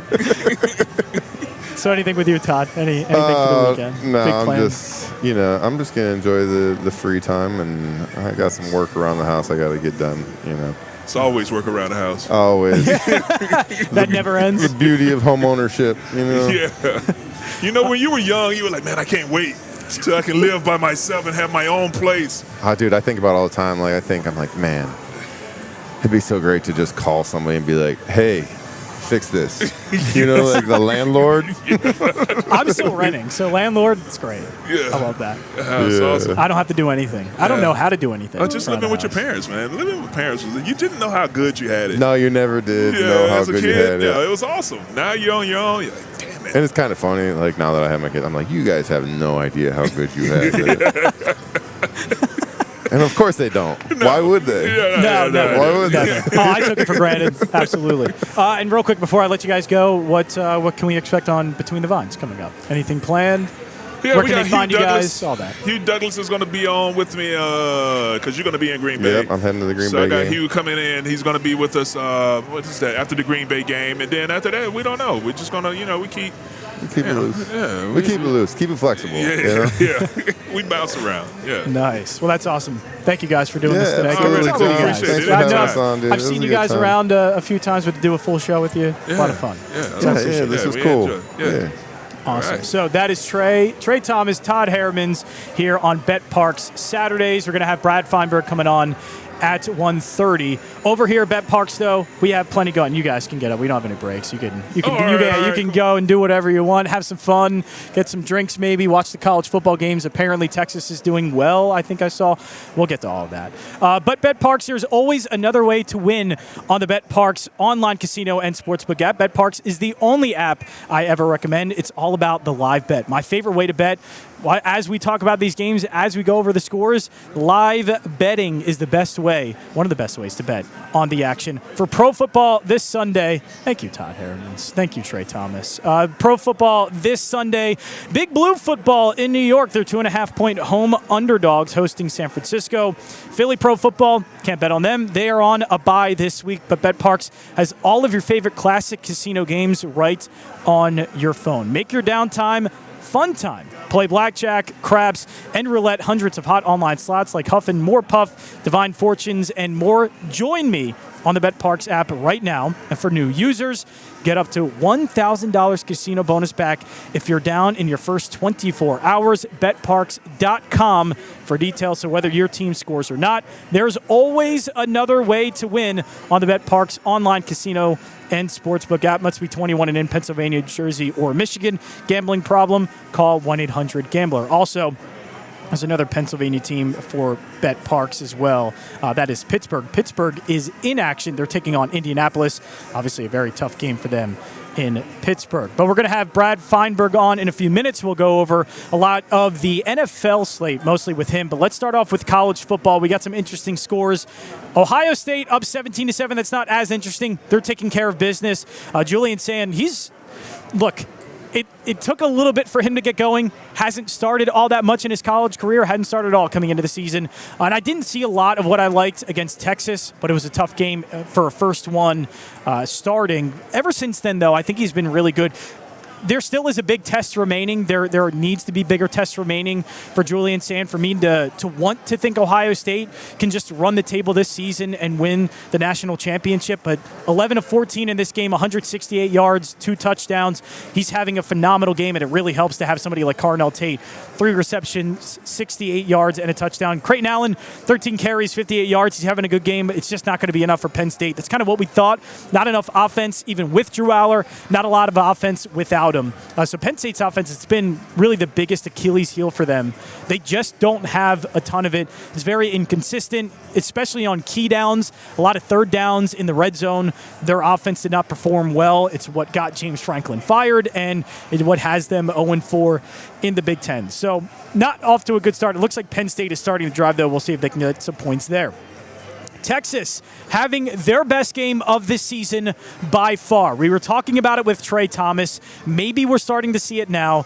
Arch Manning is playing really well in this game. 11 of 14, 185 yards, 2 touchdowns. They're up 24-10 over Vanderbilt. Now, again, they are at home, so that helps. But still, it is their best performing game of the season so far. They still have another half to play. They're about to go into the half.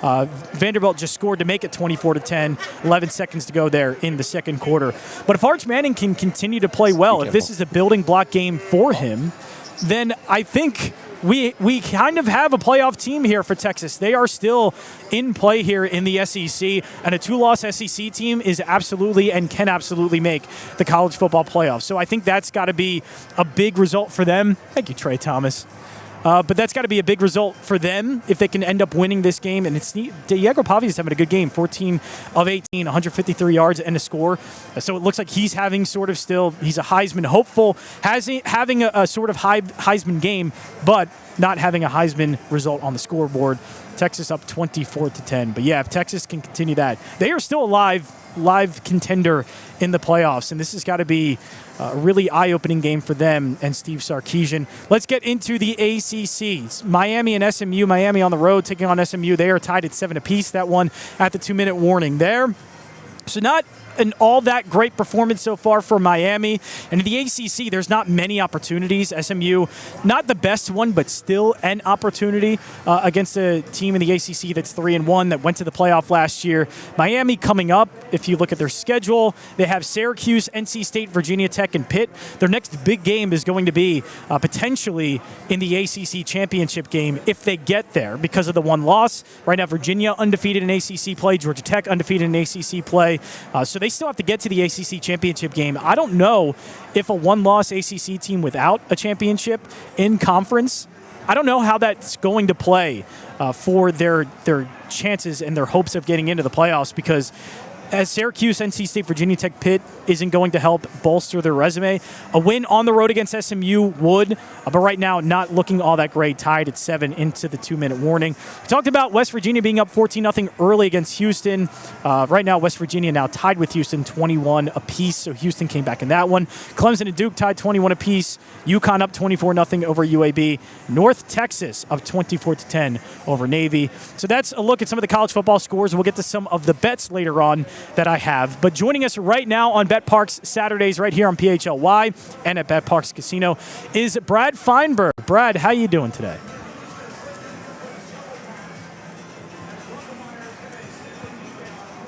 So we're going to get Brad Feinberg in a bit. Okay. Well, can you hear me now? Yeah, we got Brad Feinberg. Yeah, how you doing, Brad? Good, buddy. Good. Long time no speak, John. I actually, with my son right now, we're watching the Vanderbilt-Texas game. He goes to Vanderbilt, so I'm actually with him right now, 24-10. I thought that was a tough spot for Vanderbilt today, but I don't, it's funny, I heard you talking about Texas. I do not think they're a very good team. I really don't. I will be very surprised if that team makes the playoffs.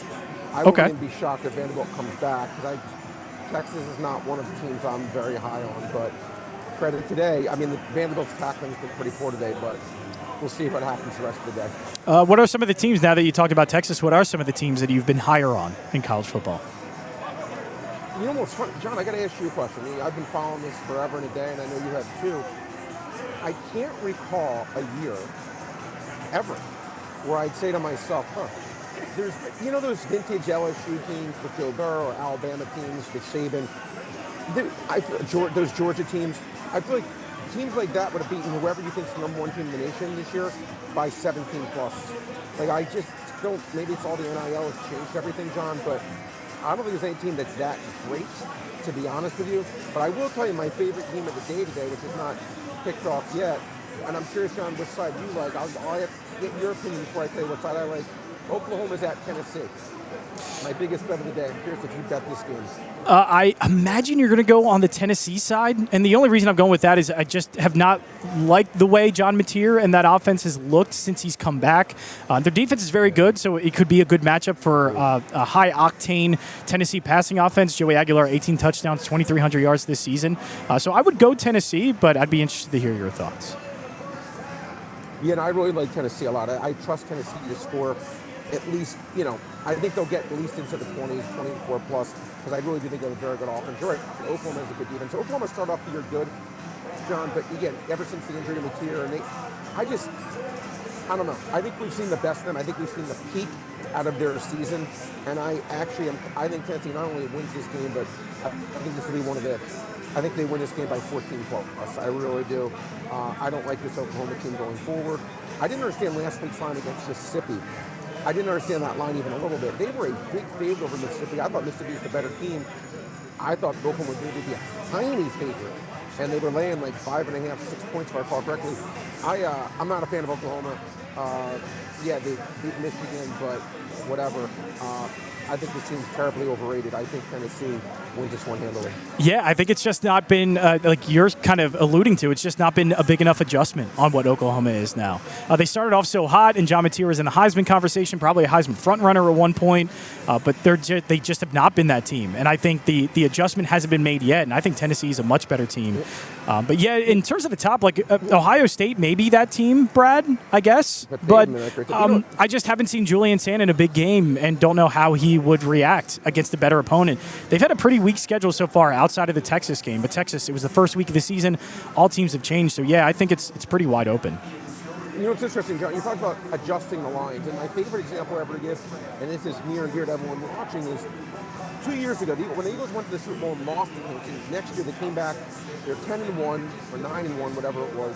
And if you remember, they won a lot of lucky games, but then they lost like the last 5 games of the year, including a must-win against the Giants in Week 17. They lost by 30 points, and a must-win game. So they go to Tampa Bay and they're a 3-point favorite. And I remember everyone's like asking me, "How is this possible?" And I'm like, what happens is there's a power rating Vegas gives, and after each week they tweak that power rating slightly. It's like if you're, let's say you weigh 300 pounds, you can't lose 100 pounds in a week, even if it's just the way that it is. The Eagles, unless you lose a quarterback, the Eagles should have been a huge underdog at Tampa Bay the way that team was playing, but because their power rating was so high through week 11, it never properly adjusted. It just didn't, even though it was clear they weren't a good team at that point. I'm not saying Oklahoma is that, but I'm saying a lot of times you can take advantage of, in my opinion, John, to Vegas being slow and adjusting the power rating for whatever reason. Yeah, it can be slow, or there are overreactions a lot, and I think the NFL has that a ton, where it overreacts a little bit. And NFL overreaction is different than college, where it's only a point or two. That, to me, is an overreaction. But in college, it can be a lot more. For sure. Before we get to the NFL, just anything else on this college football slate? I'll go over it more for today. But is there anything that sticks out to you outside of Tennessee, Oklahoma? That was my bigger bet. I did bet SMU getting a lot of points today. I think they're tied 7-7 right now. And I actually did bet Clemson against Duke. I think is that 21 all still? Yeah. Yep. Yeah. But yeah, those were some of the games I did like. But my biggest bet of the day, I told you, is on the Tennessee side. I got a pretty good number there. I lead 2. I think it's up to 3. But even at 3, I still like it quite a bit. Let's go to the NFL slate, and we can maybe squeeze in some Eagles as well, even though they're on the bye. I want to start with a 1 o'clock game. I'm sure you have some games that just want to go over a couple of highlighted ones. Detroit taking on Minnesota. Is Detroit, it feels like the machine is back. There's been some blemishes, obviously the first game of the season against Green Bay, and then on the road against Kansas City. But other than that, it feels like the wagon's still rolling there. And it feels like they're taking on a team that's kind of licking its wounds a little bit, and also a quarterback that hasn't started a lot and didn't look good before he got hurt in J.J. McCarthy. It just seems like Detroit can really feed off of a young quarterback here. Yeah, listen, John, I get what you're saying, and I'm very bullish on Detroit. I think that there's 5 teams in the NFC that I think, on any given day have a chance. Detroit, Green Bay, Philadelphia, the Rams, and Seattle. Those are the 5 teams for me personally. But here's the thing. Minnesota was a team I was extremely bullish on before the year. But I have to be honest, I've been very disappointed, surprised how bad McCarthy has looked. And I know they looked absolutely awful last week against the Chargers. I get it. That being said, I actually did bet the Vikings plus 9.5. I think this line is just a little bit too high. I'm not prepared to write this team off as utter garbage. Carson Wentz played awful. And not that McCarthy's can be any better. I get it. But I think they'll keep this game within a one-score game. I expect Detroit to win the game. But I actually did bet Minnesota, John. I think they can. I need one more game to show me that they're really completely inept. I think they have a lot of good players in their team. Let's go over to the juggernaut of the AFC, Indianapolis. They're about just over a field goal favorite here at betPARX against Pittsburgh.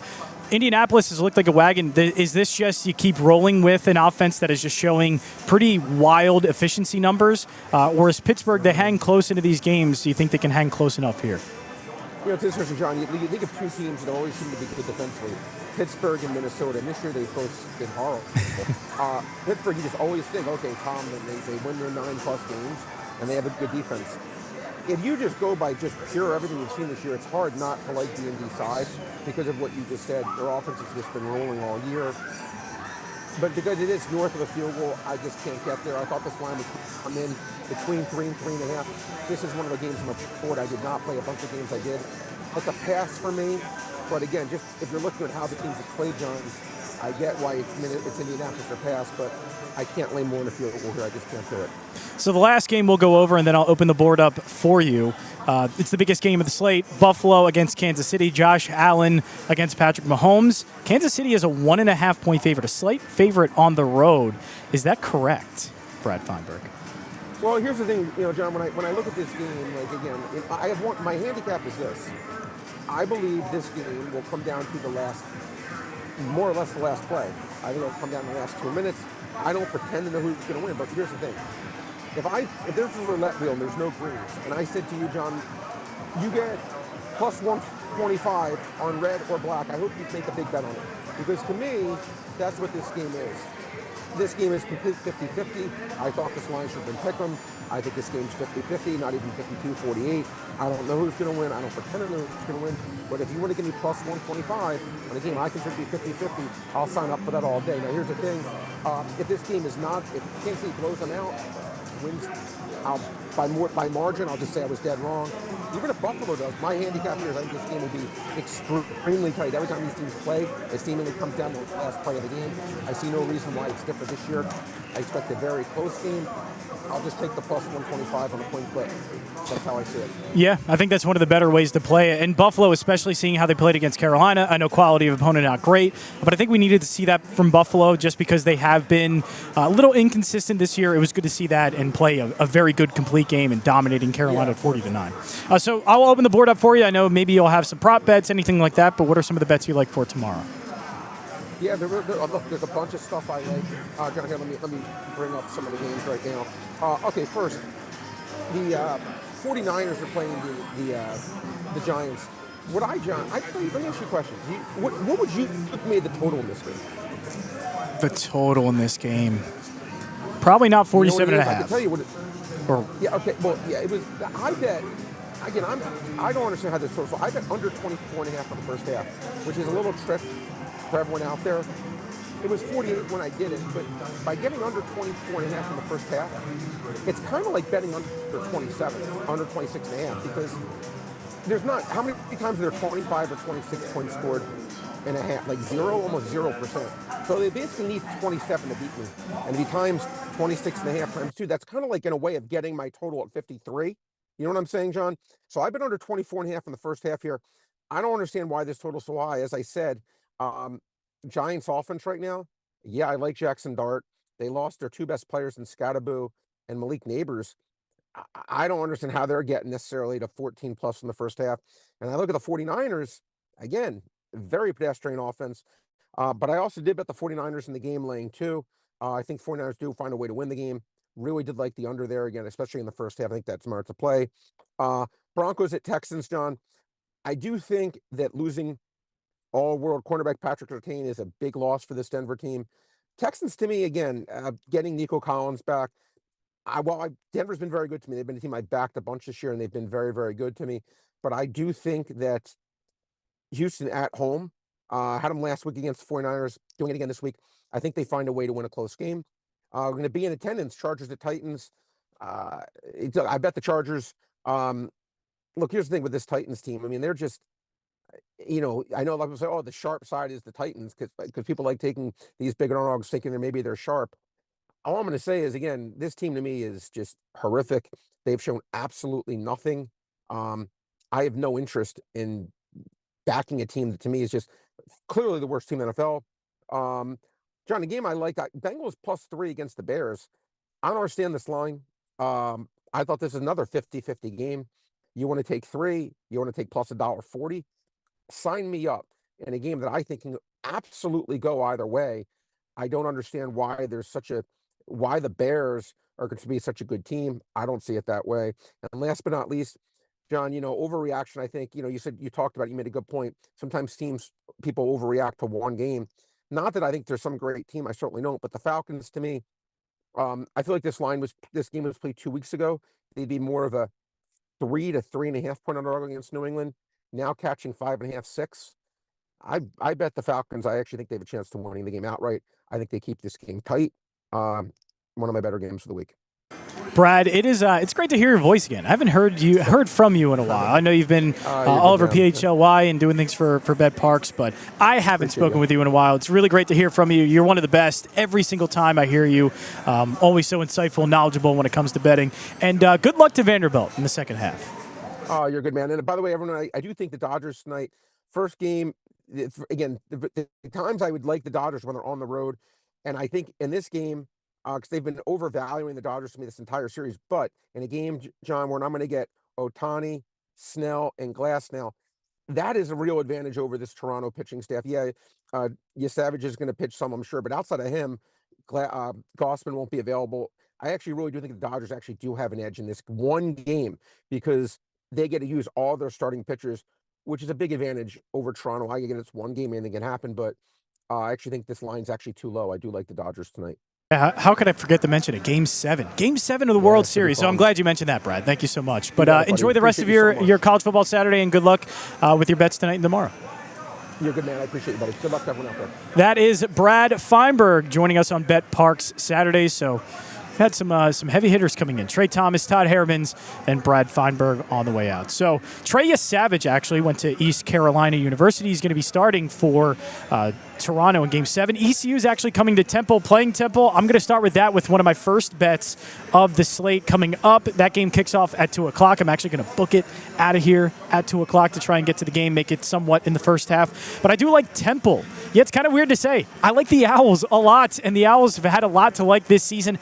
Evan Simons so far, 21 touchdowns, 0 interceptions. In a game like this where I think, yes, maybe ECU has a bit of a slight advantage with talent, especially I think a bit of a slight advantage with defense and defensive line.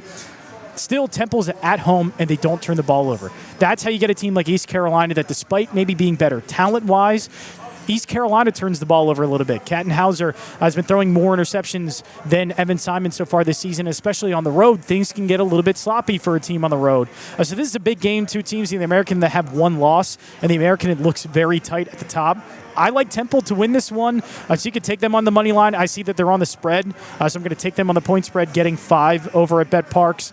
That is one of my favorite plays, along with Tennessee and Oklahoma that we talked about, but a bit of an underrated game. And again, one of my best bets for the slate upcoming.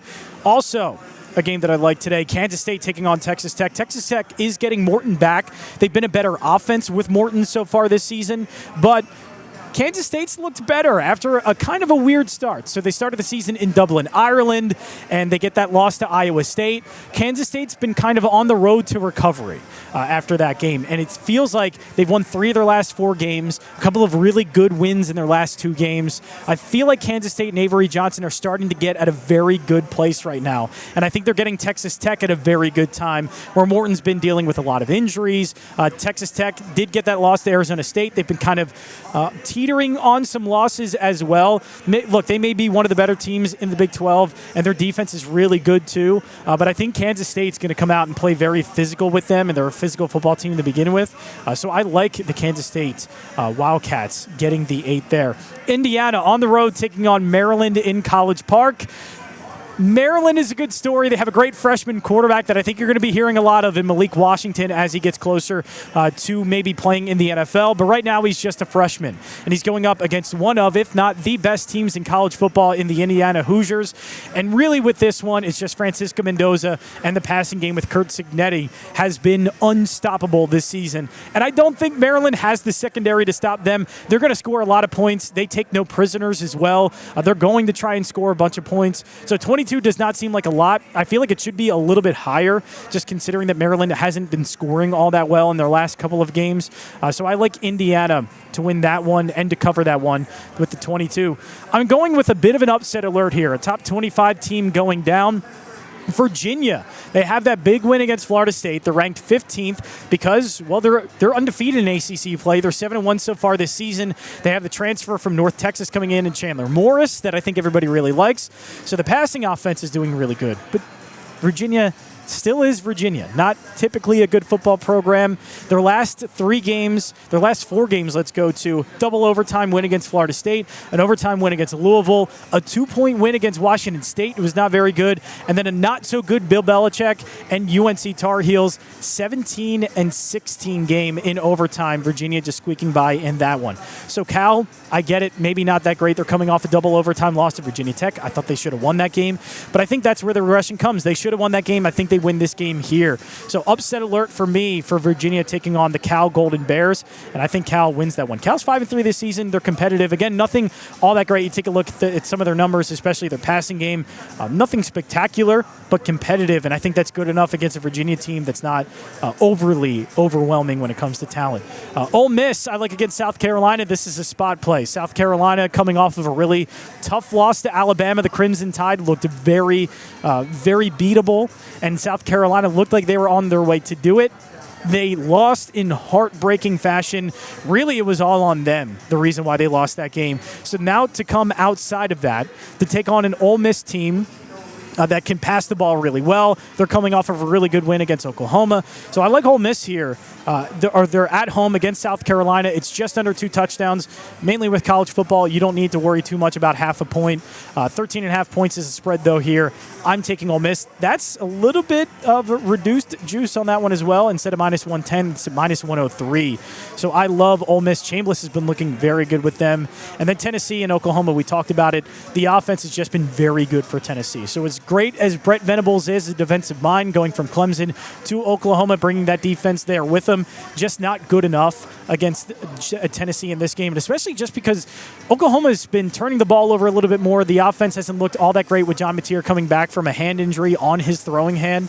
So I think Tennessee is in a very good spot as well. So that's all the college football plays. You can find all of those over at betPARX. And watching a game here at betPARX is great. betPARX Casino is the #1 casino in Pennsylvania, and it's my casino of choice because they have it all. Action, entertainment at the Excite Center, sing-along, brunches, Latin dance, nice country line dancing. Oh, I like that. Comedy night, happy hour in the Liberty Bell Garden, plus watch parties, the Bamboo Noodle House, the Parks Grill, the best cover bands, Hot Slots. I love a good cover band, by the way. Hot Slots, the betPARX Sportsbook, and a beautiful poker room, the betPARX Sportsbook right behind us. Plenty of screens displayed, and especially for a college football Saturday where there are so many games being played at once, it's a really great sportsbook to be watching some games in, and some really great seated, nice cushiony recliners as well. So check this out. Every Sunday at noon and every Monday at 6, the betPARX Sportsbook serves up the ultimate fan experience. What is the ultimate fan experience? $1 hot dogs, $3 Miller Lights, and $5 Peronis, plus wall-to-wall action on the 150-foot giant sportsbook screens. Also, tickets are on sale now for these headliners at the Excite Center at Parx Casino. Straight No Chaser, December 5th. December 6th, the great comedian Ken Jeong is going to be there. Get the Let Out, a Led Zeppelin tribute band, December 12th. As well, ParxCasino.com to buy tickets for all shows. Parx Casino, this is how you win. You must be 21. Gambling problem, call 1-800-GAMBLER. So we are at the Eagles bye week, so no Eagles game to talk about tomorrow, but the Giants win was a big one. And I think the running game is really important for the Eagles, and I think going under center helped that a lot more. Getting Saquon involved, even Tank Bigsby, which I did like him over at Jacksonville. I think Doug Peterson, who did have Tank Bigsby for a couple of years in Jacksonville, I thought Tank Bigsby is a very serviceable player, and especially one that I think they can rely on. I wasn't sure about that with Will Shipley. I do like the talent, but just as a third down back, maybe somebody that could take a little bit more of the bruiser yards, Tank Bigsby can do that and did that very well. So the running game looked good, but I think to me, it is all about Jalen Hurts. Coming into the year, Jalen needed to be or play close to what he was in 2022. Everybody was going to key in on the running game. They were going to key on Saquon Barkley. This was going to open up plenty of opportunities for the passing game. And they have plenty of opportunities to begin with because they have two really good wideouts in Devontae Smith and A.J. Brown.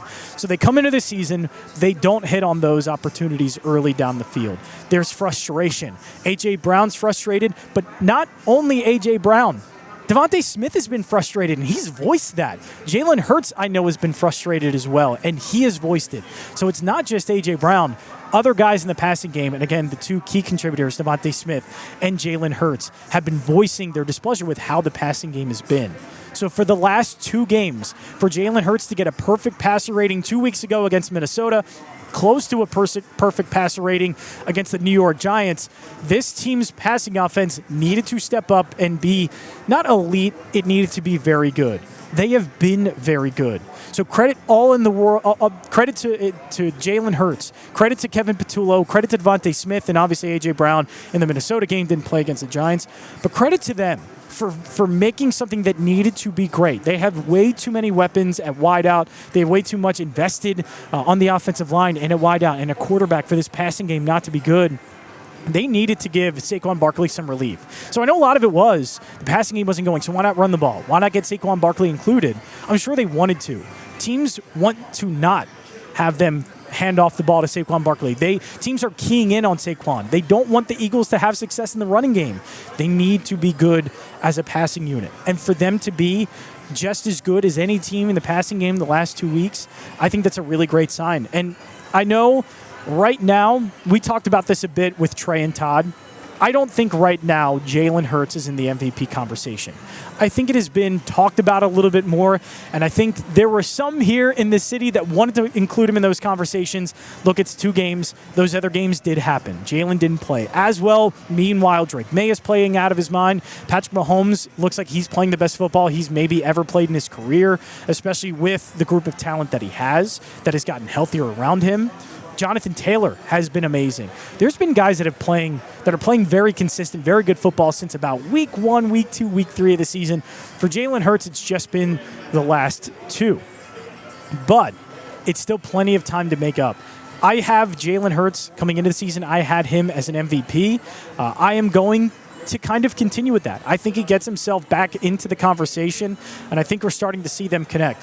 Now that Kevin Patullo kind of has an idea of what he wants to do. And look, with an Eagles offense that is changing coordinators, not really changing personnel, but just the way teams attack them every year, once you have success. In 2022, they had success. Teams played them differently, and the Eagles had a different offensive coordinator. They have to adjust. Kellen Moore comes in the next season. Teams played them differently. Kellen Moore has to adjust and play differently because it's a different scheme that he's going to do. I think we needed to give a little bit of that grace period with Kevin Patullo, and I think because of Brian Johnson and the inexperience he had, we kind of put that on Kevin Patullo as well, not being an experienced play caller. But maybe he's a little bit more like Kellen Moore. Maybe there's a little bit more of Kellen Moore in him than a Brian Johnson, and we're going to see this offense improve, and that's a great thing to see as the offense has improved. They've made the adjustment. They have gone under center. They've added an extra offensive lineman to help with the running game. Once the running game does well and teams commit to that a little bit more, then you can go over the top of the passing game. I think Patullo has been really great. So all of these factors are combining together for Jalen Hurts to have a very good run in the second half. and a run in which they could potentially still be a number 1 seed in the NFC. They have very good opponents coming up, so they're going to have Jalen Hurts will be able to go up against a Detroit team and make a statement win, go up against the Chargers, make a statement win, go up against Buffalo on the road and make a statement win. So there's going to be chances for Jalen Hurts against these MVP candidates, some of these top teams, to make that MVP case. So I'm going to make it a little bit here, or at least anticipate it. I don't think he's in the conversation now. I think he will be, though, by the end of the season. So if you haven't yet, I think it's okay to start looking at Jalen Hurts MVP props as well. For the NFL slate tomorrow, we went over some of the games with Brad. I don't like doing this because Brad is very good. I'm going to go on the opposite side on the Detroit-Minnesota game just because Minnesota's defense actually hasn't been that good. It's a lot of points, 8.5's a ton, but I think the margin for error is going to be a lot slimmer for J.J. McCarthy just because I think Detroit can hold on to the ball, run the ball a lot against a Minnesota defense that usually under Brian Flores is good against the run, but they haven't been this season. So I think there's a chance there for Detroit to run the ball really well with Jahmyr Gibbs and David Montgomery to chew the clock out a little bit and also create some big plays off of that. I just think it's a bad first game for J.J. McCarthy to be coming back. And he also hasn't played a lot of football. So consider that the national championship was how many years ago for J.J. McCarthy, didn't play all next year, has only played a couple of games into this year. It's just not a lot of football. And to be trying to get back acclimated from a high ankle sprain against maybe the best team in the NFC or one of in Detroit, I just don't think it's a great spot. So it is a lot of points. I get where Brad is coming from, and Brad is usually on the winning side of these things. But I think Detroit laying the points, I don't think it's enough. Also going to go with the Indianapolis Colts. Yes, on the road, you don't want to give that many points or lay that many points. I just like an efficient offense with Daniel Jones and Jonathan Taylor going up against a very inefficient offense in Aaron Rodgers. Add on to that Pittsburgh's defense not playing well. I just think the Colts are a wagon. So I'm going to lay the points there. The only underdog I potentially will be taking or want to be taking is the New York Giants at home. There is still a lot of injuries on the 49ers team, and especially at defensive end. Bryce Huff has been one of their better edge rushers. He is still out.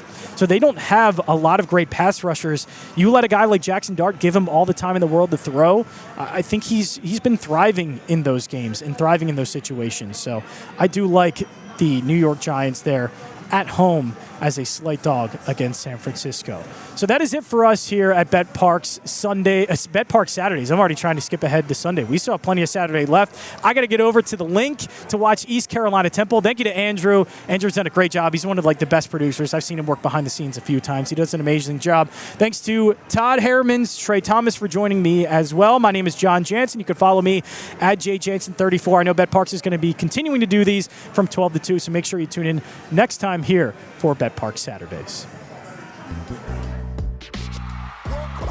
We all silly like the mayor.